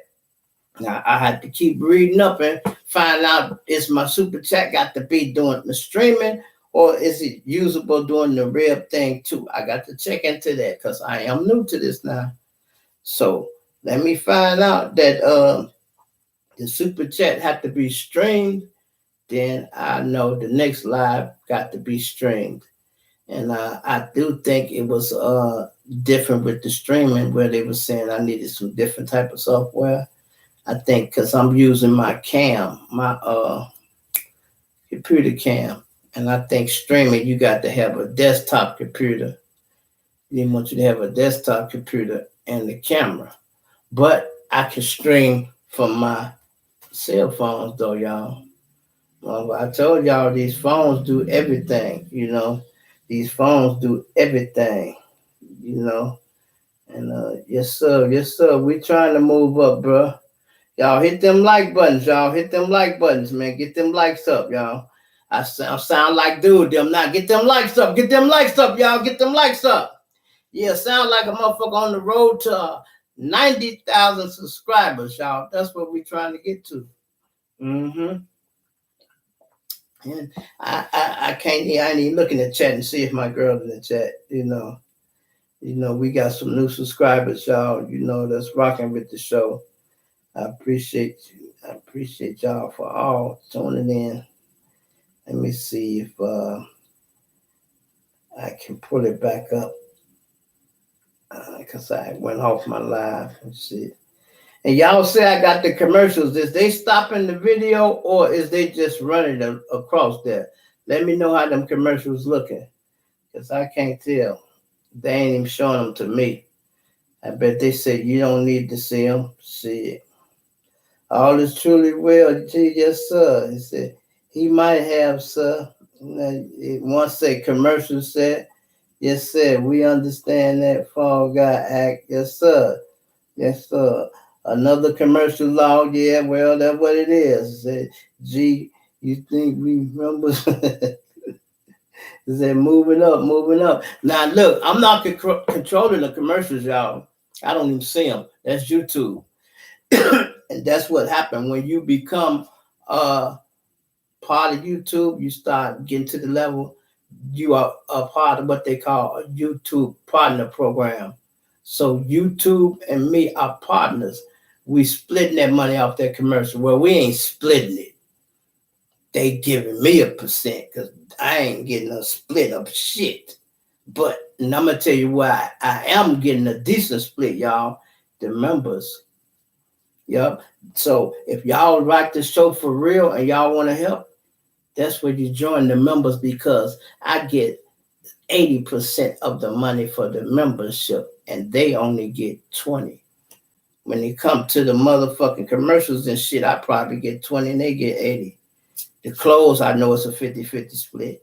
You know, it's deep, y'all, but you know, it is what it is. But when you start getting millions of views, shit. And let's say whatever they pay you for 1,000 subscribers or whatever, and you got millions up there. Man, this motherfucker getting checks for $250,000 a month, 50,000. These bitches, they cashing them out, boy. YouTube pay that damn money, y'all. I got my first check. I like to fell the fuck out, y'all. Not because it was big, because the motherfucker cleared. You know, because it cleared. I had been used to them telling me my money was on hold so bad. When they told me they just deposited money in my account for services rendered, I had to read it again. Like, wait a minute. I know how to read. I read that motherfucker 3 times, right? Like, it said they put it in there. What the fuck? I'm like, they put it in there. Then they say, if it's not in there within 5 business days, call us back. So, you know, I went in there the first time. It ain't in there. I'm like, man, these pussy motherfuckers, you know, damn. You know, so I'm talking to somebody, you know, I was talking to my girl, somebody. She was saying she need this and that, you know, and I'm talking. I'm like, let me check my account again. When I checked, I'm like, whoa, oh, God damn it. Hey, baby, I got to go. I got you in a minute. I'm going to cash out you in 3 minutes, but I got some shit to do. Pew! I'm up out of there. And I just try to bless the ones that bless me, you know. Brother them down there. I got brother down there helping my mama on the first floor and shit. You know, I come down there. It'd be a good time when you can help your family members. And I'm like, what's going on, man? I said, I'm finna hit the store. You need anything? He's like, I ain't got no money. I said, you ain't got no weed? You ain't smoking or nothing? Shit, you ain't got no money, bro. I got some money, man. When we buy you some weed and some beer, he's like, hell yeah. You know, he like, hell yeah. I'm like, all right, I got you. You know? Then I got my sister, got your wife too, got my nephew, you know, just able to help people. I ain't pass out no millions, but a couple of dubs is good when you ain't got no motherfucking money. Shit, that's pretty good. Motherfucker hand me a dub, I'm happy all the time. You know what I mean? Especially if you didn't have no money and nigga hand you a dub, you be like, man, right on, baby. Shit. Right on. Shit. And then with this Cash App shit, boy, Niggas don't, nobody have no money in their pocket. But that shit help you save money though, y'all. It help you save money because when you go up there, you don't get all your money. You might go, I'm gonna grab this $150, 20, whatever you get. You grab that, play with it. When you need some more, you go back. And eventually you start developing a pattern and you start saving money. You know, one start saving money, man. And we go try to invest in some shit, man. You know, get them likes up, y'all. Get them likes up, man. Come on, I can't believe all y'all done watch the show. Ain't nobody hit the like button. What, for real? See, there be spectators. Sometimes people be in there. That's why we go get to their membership. We go get to the membership. We go block out everybody who don't mean us no good, bro. For real. Everybody don't mean us no good. That means if you can't donate me $5 to watch the channel, then you just watching for nothing. Some people, they don't even be your fans. People watch as your critics too, y'all. Yes, sir. They watch as your critics too. I watch all the time people do that. You know, I might say something and I misspeak or something. It's such and such, nigga. You know, like I'm telling this story the other day. I was doing one. I'm like telling the KPD story. I'm like, man, and Orlando Brown, such and such. I said Orlando Brown. And then when I'm talking again, I'm saying Orlando Brown. I mean Anderson, y'all, pardon the body. But I was 40 minutes in, y'all. You think I'm going to do that video over because I misspoke? Hell no, man. That's what make it real. Listen, y'all, I watch motherfucker live TV and watch Miss Sherry speak the name wrong. And I'm like, woo, they do that on real live TV too. So everybody make a mistake. You know, she was talking about George something, and I think she was talking about George Wallace or something, some name she was using, Mr. something, and she called him something else, Mr. Robinson, and they were supposed to be talking about Mr. Reds or something, and she said Mr. Robinson. I'm like, damn, that ain't his name, you know, but I see she made a little mistake, and they live sometimes, they have to just keep rolling. Eventually, when you live, what can you do? I ain't got no editing team over here, y'all. It's just me. It's just me. I'm a one-man army, but I will say this, y'all, and I don't mind toot my own horn, bro. I'm going to toot my own horn, man. You know, I am proud of me, man. I am proud of me, right? I can toot my own horn, beat. Getting a little hot in here, bro. I can toot my own horn, beat, y'all, because I do all this by myself. I Googled my name the other day, boy. I am every fucking where. You hear me? I am everywhere. Google, I asked Google who the fuck was Maurice Jewett. They say Maurice Jewett, currently of Maurice Jewett of the G Shrimp Show, live from Chirac. Maurice Jewett is a YouTuber. He's a podcaster. He's an Instagrammer. He's a Facebook. That bitch was reading so much shit. I'm like, well, go the fuck ahead, boy. Oh, go ahead, bitch. Talk that shit. Listen, boy, I was jumping around. I'm like, talk that shit, bitch. Talk that shit. That bitch read a list. That bitch said he's an American YouTuber. He's an Instagrammer, Facebooker. That bitch ran some shit. He also has the podcast that you can hear on Spotify. And, you know, his channel is this. And then I realized the shit she reading is the shit I had typed up, y'all. It's my shit that she's reading. You know, so I'm like, damn, oh, that's right. My dossier is what they, you know, so she read off a lot of shit, and a lot of shit is the shit I typed in there. And then it say to use Cash App, such and such, if you use Zelle 77399. Well, I'm like, oh my God, this bitch is calling out my phone number. God damn it. Oh Lord, the bitch calling my phone number out, man. But I'm like, I bet she said, hell, you got it up there on the grid, motherfucker. Yeah, you got it up there. But yeah, I was proud of myself, man. And guess what? I was watching TikTok, not TikTok. I was watching some shit on YouTube the other day. They got this little square, goofy bitch named Bobby, right? She's a sarcastic bitch. She be trying to do like Prince Marco or Black Marco, whatever, just a little dry humor.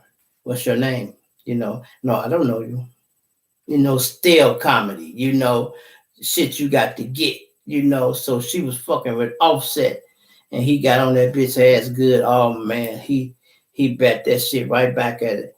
And he like, where'd you get your change? She said, I'm doing the interview. You're not interviewing me. He said, no, I'm gonna ask you some questions. She said, but I'm the interviewer. He said, okay, but I want to ask some questions too. Bitch, you ain't for sit here and ask me shit. And I can't ask you nothing. And then you trying to be dry and play down my situation. Like she said, well, I didn't know who Offset was. He said, stop doing that. That's cap. He said, your people reached out to me 3-4 times. No, I don't believe they did. She said, yes. She said, no, they did. I don't believe. He said, stop capping. You're not going to do this. And she said, yeah, well, I don't know. I don't know if your people reached out to mine already. Yeah, well, stop playing, bitch. Stop playing, And she just drives. She wanted to be. But he told her this report out for the make. She said, well, I didn't know who you were. I Googled you on the way over here. He said, yeah, I tried to look you up. I Googled you. You're not on Google yet. You're a TikToker. That's what he told the bitch, y'all. You're not on Google yet. You're a TikToker. That's it, bitch. Bust her ass out. Because, see, white people do that, You're a TikToker. Because that's how they want you to be. TikToker, they be like, look, we don't want you to be a TikToker and a YouTube and this and that. We want you to be a TikToker. And some people, she blew up on TikTok. She don't even got a resume on Google yet. That's because she ain't got nothing. So when they ran her name, it popped up. Doop, TikTok. One thing, TikTok. And when I ran my name, shit, several ventures popped up. I'm like, okay, you getting down, Shrimp. Keep going. And shout out to my boy Corey, man, over there at the place, man. Corey, always. Corey is a friend I met y'all years back, man. Years back when I first started the channel. And he was one of them brothers, always motivated me. He said, Shrimp, keep going. Keep going. Every time he commented and watched the video, he left the same comment. Keep going. Keep going. Y'all just don't know them little words of motivation help me and keep me going all the time. That's why I read all the comments and try to interact with y'all. I do this shit a lot now. I'm getting better at it. My daughter and her little friend watching it, and they was watching one of my channels, right? I had did, I don't forgot which one I was doing, but I had did it, right? And her and her friend, she looked at her friend, she said, your daddy getting good at this shit. It was she told my daughter, your daddy getting good at this shit. It must have been one of them good ones, boy, because that little chick was speechless. She looked at my daughter and said, shit, your daddy getting good at this shit, girl. That was a good one there. Yeah. Oh, y'all, guess what, man? They finally finna try to open up a settlement for the Kenesha Jenkins family, man. They finna settle a lawsuit. Kenesha Jenkins was the lady that got abducted or caught in the freezer out there at the hotel. They had drugged her and she was walking down the hall and she was off something, one of them hotel staff or somebody killed her, y'all. Because that girl was drunk or staggering off the pills, or she could have eventually died if she had got hold to some fentanyl and she was groggy and she was wandering the hall trying to find somewhere. Where she went, back there wasn't no cameras back there, just employees. And this is the lady, she covered this story too. My lady, 54 Keys, she covered this story too. And she pointed out Kenesha Jenkins was walking down the hall, and then she walking, you could see a shadowy pictures like somebody snatched her. And then we didn't see her no more. And she like, did y'all see that? Look, she staggering to the left and then she jerked to the right all of a sudden. And then that's the last we synced her. And then she found the freezer. You telling me you drunk as a skunk? You go get in the kitchen. You ain't gonna notice this the kitchen. You go open the freezer. What you think is the back door through that bitch? I know you ain't that drunk way you thought this freezer led to the outside, bitch. Stop playing. That ain't what no drunk motherfucker do. Drunk motherfucker open the door. Oh, it's cold. It's an ice box. Poosh. Shit, that's an ice box. I go up there and get my coat. Nobody did that, man. Y'all wouldn't believe we have so much we foul play amongst our kids, children, and women. You wouldn't believe it.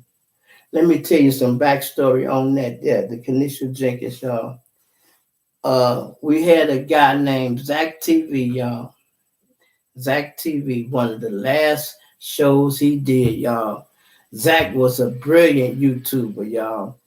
He laid the blueprint for a lot of us in Chicago, and a lot of Zach TV was plugged. He was a gangster, but he was kind of like at my age, not my age, but getting up there, one in the street, active or nothing. He was one of them cool cats. He could go everywhere, and he was just real low key, y'all. He would interview Duck. He could go interview he interviewed Newski. BD was on the BD set one day, the GD set the next day, because he wasn't representing no gang affiliation. He was shining the light on people when they wouldn't normally get no light, right? So Zach was doing his thing. So he started trying to investigate into the Kenesha Jenkins thing, trying to see if he could solve it, right? And boy, this was a good show. I watched this here. It was one of the shows I did. Go check out my story I did on Kenesha Jenkins. I did a good one, y'all, on that one.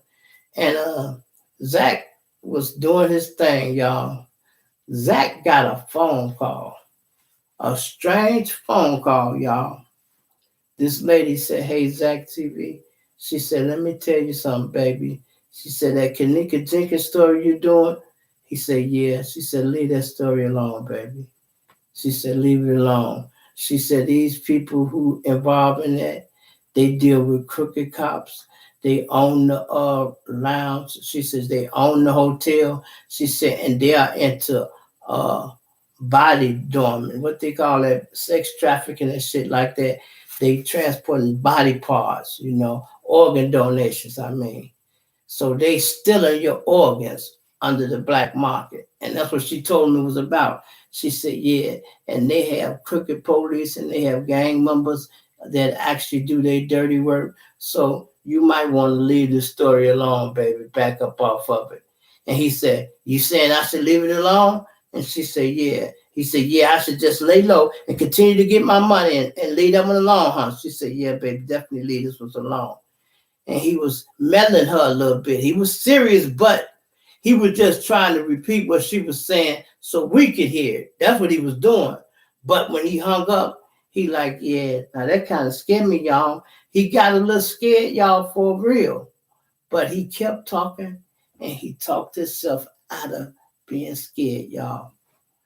Would you believe that motherfucker got killed like 2 days later? 2 days later, he was coming from a club or something, and somebody, boom, they had a little accident. And he like, damn. So he pulled over, he had a little accident. Some people was in the car with him, and a nigga got out the car that they hit, walked toward him. He like, damn, man. And he looked up, he like, no. This is exactly what he said, y'all. Because dude had the gun. He like, no. Like, no, man, don't kill me. Man, y'all, that shit hurt me to think that that's what Zach's last words was.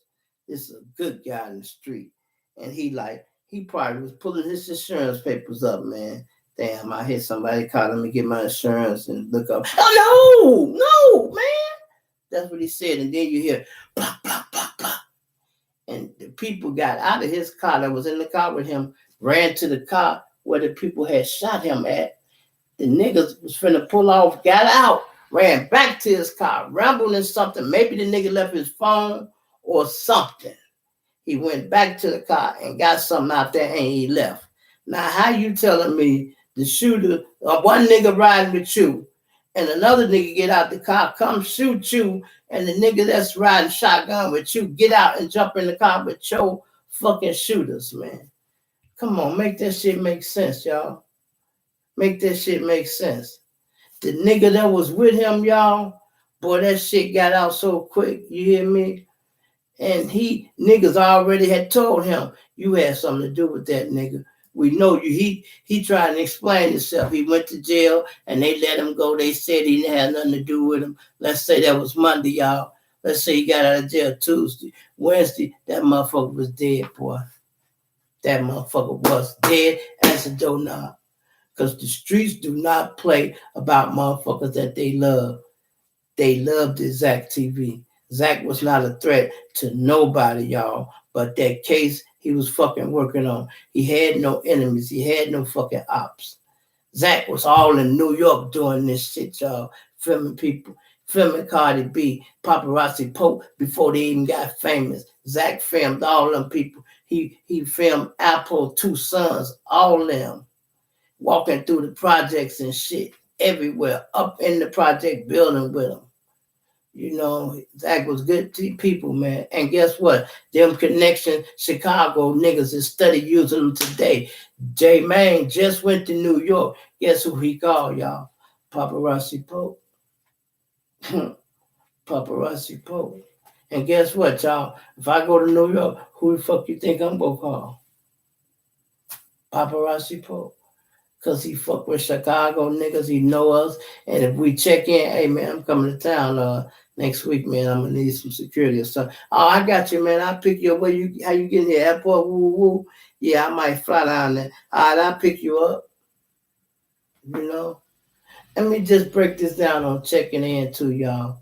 Because this is something y'all need to understand. Some of you young boys, y'all take shit and fuck it all the way up. Checking in is for your protection. It don't cost you nothing. You can check in with a fucking crackhead, y'all. Because he can guide you through the streets too. But when you're checking in, you want to use somebody that's got a little juice or a little authority, because it helps you when you up there moving around. But the reason you check in, because they go be your tour guide and tell you where to go and where not to go. So they might tell you, oh no, don't go to that liquor store, man. They in war with them niggas. Oh yeah, you got a car, your charger look just like the nigga that's from over there. They liable to shoot your shit up if they see you over there. So this is what the people that you checking in with do for you. They tell you how to move. No, we ain't going to that gas station. We gonna go to this one, man. They shoot that gas station up all the time because it's an alley back there. And you can't see the car when they park. So, no, we don't use that gas station. You know, had Quando checked in and hollered at some people, he would have never went to that gas station and they never would have got down on his ass. Him and his little buddy Pat knocked his motherfucking head off, y'all. Knocked his head off. And allegedly, that's why I be getting mad at some of these rappers. They need to stop talking so fucking much. All these insinuations. Stop talking, bro. You talking too much. Even niggas you around sometimes talking too much. You know what Brick Beatty got on TV and said? He was on, I think he was on Vlad, but not Vlad, his no jumper thing. And he talking to one of the no jumpers, little soldiers, right? And he said, yeah, well, you know they can't say Slide for Vaughn no more. And dude like, what you mean? Yeah, they can't say don't Slide for Vaughn no more. And he like, dude didn't know what the fuck he was talking about, y'all. He like, why? Why? Oh, yeah, because the condo situation. He said, no. He said, what? Lil Pep. And he said, oh, you mean the situation in L.A.? He said, oh, that was for Vaughn. He said, oh, no, I just know they say you can't say that no more. So he letting the police know this was in retaliation for King Von. And then if this is retaliation for King Von, who that mean? You think the bad man. Who you think the bad man? Don't respond to shit with Von. They dropping location. I'm getting it done. It dropping locations. I'm getting it done. Motherfucker ain't playing. And I don't never mean to dirty my partner up, y'all. Because I like fucking with Lil Durk, but Durk let a lot of shit seep out. And he just be insinuating things. If you know, you know. But if you don't, you don't. You know, but Durk be going hard a lot, you know. And you know, shit, like it when dude went took that picture, FBG Cash went took that picture by King Von Mural. And he said niggas sneaking taking pictures by King Von Mural like my homie won't run up out of there and drop his ass. Okay? And you see what happened, right? Motherfuckers is not playing about their homies, man. Motherfuckers is not playing. Then King Von, Dirk said again, he said, we got real killers in Cali. I hate to say Cali, hurt when they say Cali weird. Because he like, I done locked in with some real ones. These real killers. I sent them on a mission. Guess what? They came back with the kill. And this is what Var said. They taxing for their funeral. They can't find his head. Ah! What you think that mean, y'all? This damn fool, he had to be high, y'all. He said, they taxing for their funeral. They can't find his head. Lord have mercy. But Lil Durk, if you don't stop it, boy, you're a whole mess. Allegedly, you know. Allegedly, bro. You know, but I love to see brothers getting money. I just don't like them poking the bear, incriminating that motherfucker, and trying to see. Think you can figure it out? Think you can figure it out?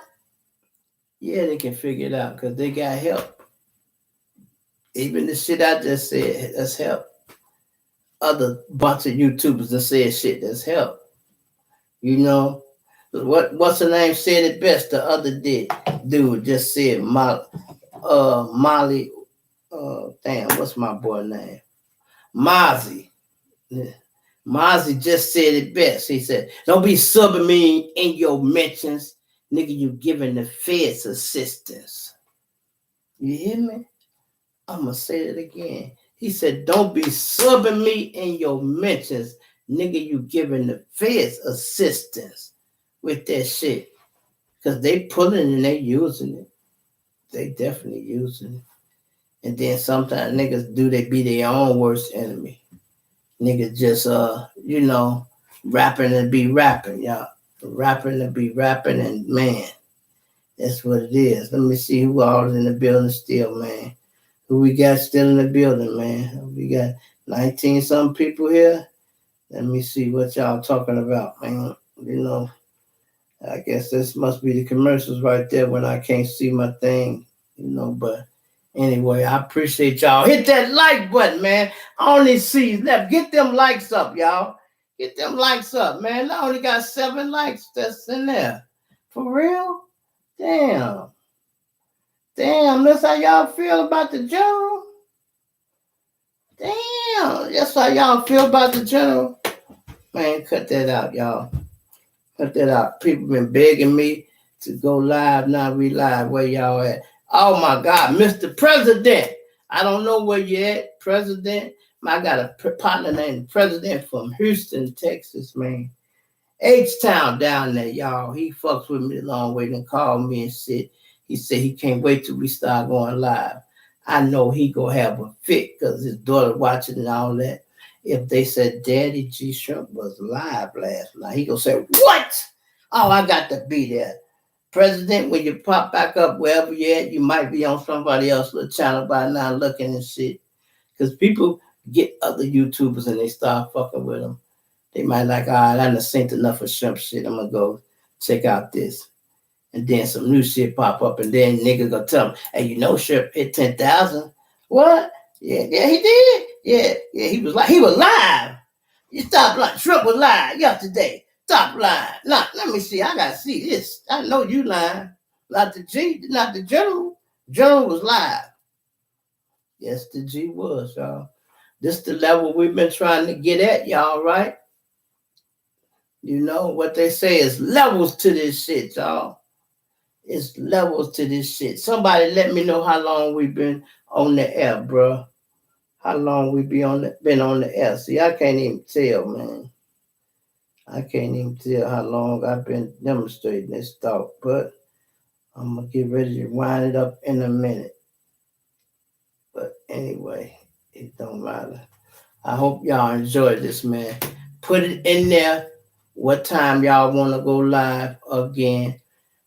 Tomorrow when we go live, let me know what time we want to go and give me some topics, y'all. I want y'all to post in my community, page. The community, I'm gonna leave a poll or something up there. What time should we go to live? And give me some of the topics we go talk about, As simple as that, man. It's your boy G Shrimp, everybody say baby daddy voice the street. I'm gonna plant you now, dig you later. And guess what? We out of here, y'all. You draw? Now I ain't gonna cut it off yet. I'm just trying to see how we gonna start ending it, y'all. That's how we go. We go take it out of here. Go tell my mama, go tell a friend that guess what? G Shrimp at it again. That's gonna be the outro, y'all. We got the intro. That's gonna be the outro, y'all. Go tell a mama, go tell a friend that G Shrimp is at it again, y'all. I got to get all this shit copyrighted, y'all. Man, I got to get all that locked in. But guess what? It's already locked in, y'all. So it got too big. You know what I mean? You can't even use the G Shrimp show because they gonna tell you it's already a fucking G Shrimp show. You know what I mean? It's already him. And what I was proud about myself when I Googled myself, y'all, every motherfucking picture and Maurice Jewett or whatever, it was all me. All of it. And I'm talking about it was a lot. Some of y'all do it so you can see what I'm talking about. Type in Maurice Jewett to Google. Ask Google, who is Maurice Jewett? Or better yet, ask your Google, who is the G Shrimp Show? And watch all that shit pop up. And you gonna be like, God damn, Shrimp, you never lied, bro. Your ass been on the ball, boy. You been getting it in. Mm-hmm. Yep. But I'm back for what's mine now, y'all. YouTube finna start dropping that bag. They gonna have to pay like they weigh, y'all. Like a fat bitch in a Cadillac with 4 flat tires, man. I need this bitch to stay down. I need y'all to stay down, man. What they say, like a Cadillac on 4 flats with a fat bitch driving it, man. Ain't nothing wrong with fat bitches. It's getting time. It's almost winter time. It's the season for fat bitches, y'all.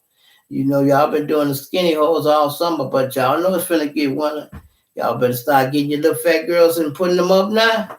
Getting them ready now. Better take the little bitch to the grocery store. It's finna get cold. Ladies, and this something you probably didn't know. Niggas stop cheating in the wintertime. Yeah, they do. Niggas stop cheating in the wintertime. So it ain't no, hey, baby. Hey, what's up? So you gonna come over? Hell no, bitch. What? It's 12 inches of snow outside. Okay, you got a car. And what I'm gonna tell my wife, bitch? Where am I going with 12 inches of snow? Bitch, I called off from work today. Now, where the fuck am I gonna tell my wife I'm going and it's 12 inches of snow outside and I called off work and I ain't got nowhere to go? Tell me what I'm gonna tell her, bitch. If it work, I'll come right now. Don't worry, bitch. I will wait. You can Google an answer, bitch. I bet you they ain't got one for you, bitch. They ain't got one for you. And bitch be like, okay. Fuck you think I'm finna come over your house and 12 inches of goddamn snow? I don't like people ain't got common sense, y'all, either. It was one time, one year, I was fucking with this chick. I had a Ford Explorer, y'all, with the snow tires. That bitch ran perfect in the snow. It's winter. This bitch, I had been over there and picked her up in the truck one. She trying to flex. She want her girlfriend to see all the different cars I was associated with. She like, you gonna come get me? I'm like, yeah. She, could you drive your Cadillac? Bitch, no. You know what I mean? It's 12 inches of snow outside, bitch. Are you serious? You know what? That bitch probably still waiting on me to pull up, bro. Because that let me know right there her mind went on shit. I cut that bitch off that day. This bitch told me to drive my Cadillac, so she ain't nothing but a car booty. when I could drive this truck. It's safe than a motherfucker. It ain't even getting stuck. And this bitch told me to drive a Cadillac to her house. I swear to God, I left alone. You know. Shout out to all my members that joined the channel already. Miss Allison Brooks, man. Miss Christina was one of the last ones left. Miss Pumpkin, I see you. I appreciate that. I'm looking forward for the rest of y'all becoming members of the channel, y'all. Make sure y'all become members of the channel. Because like I said, when I start doing these lives, some of them are going to be private. So don't feel some type of way when you can't get into the video. If you can't get in it, you might want to say, hey, sis, come here for a minute. And she said, what? Let me see your credit card. Thank you, sis. She was like, what you finna do? I'm just finna open this video up. I'm gonna open this video up to see what the damn G-Shrimp talking about. Yeah. See what the general talking about, man. Yeah. You draw. So I ain't gonna hold y'all too long. Miss Honey, now check this out. I got a new subscriber named Miss Honey. She's from Las Vegas. Y'all gonna start seeing her. I'm gonna use her to go get back and forth. She got a unique story. I'm gonna start interviewing her, y'all. And that's what we gonna start doing. And I'm gonna let y'all listen to her story. She got some crazy stories, y'all. And I'm gonna start interviewing her. You know, we're supposed to do it today, but I don't know if she didn't make it. Whatever happened, she might be in the comments. She might not be. I don't know, but I'm just letting y'all know what's to come. But I'm finna say this, Miss Honey. Now, this is my first one. My first live. First one in the book. Now I go on to the second one. You know, because I'm trying to teach her the journey of 1,000 miles begins with one step. So you got to start with that step, you know. Don't be scared to take that step, y'all. So this is my first step, y'all. Y'all let me know if we go get bigger and better. It's your boy G Shrimp, everybody, Faith Baby Daddy, voice of the street. My planting now, dig you later. I'm out, y'all.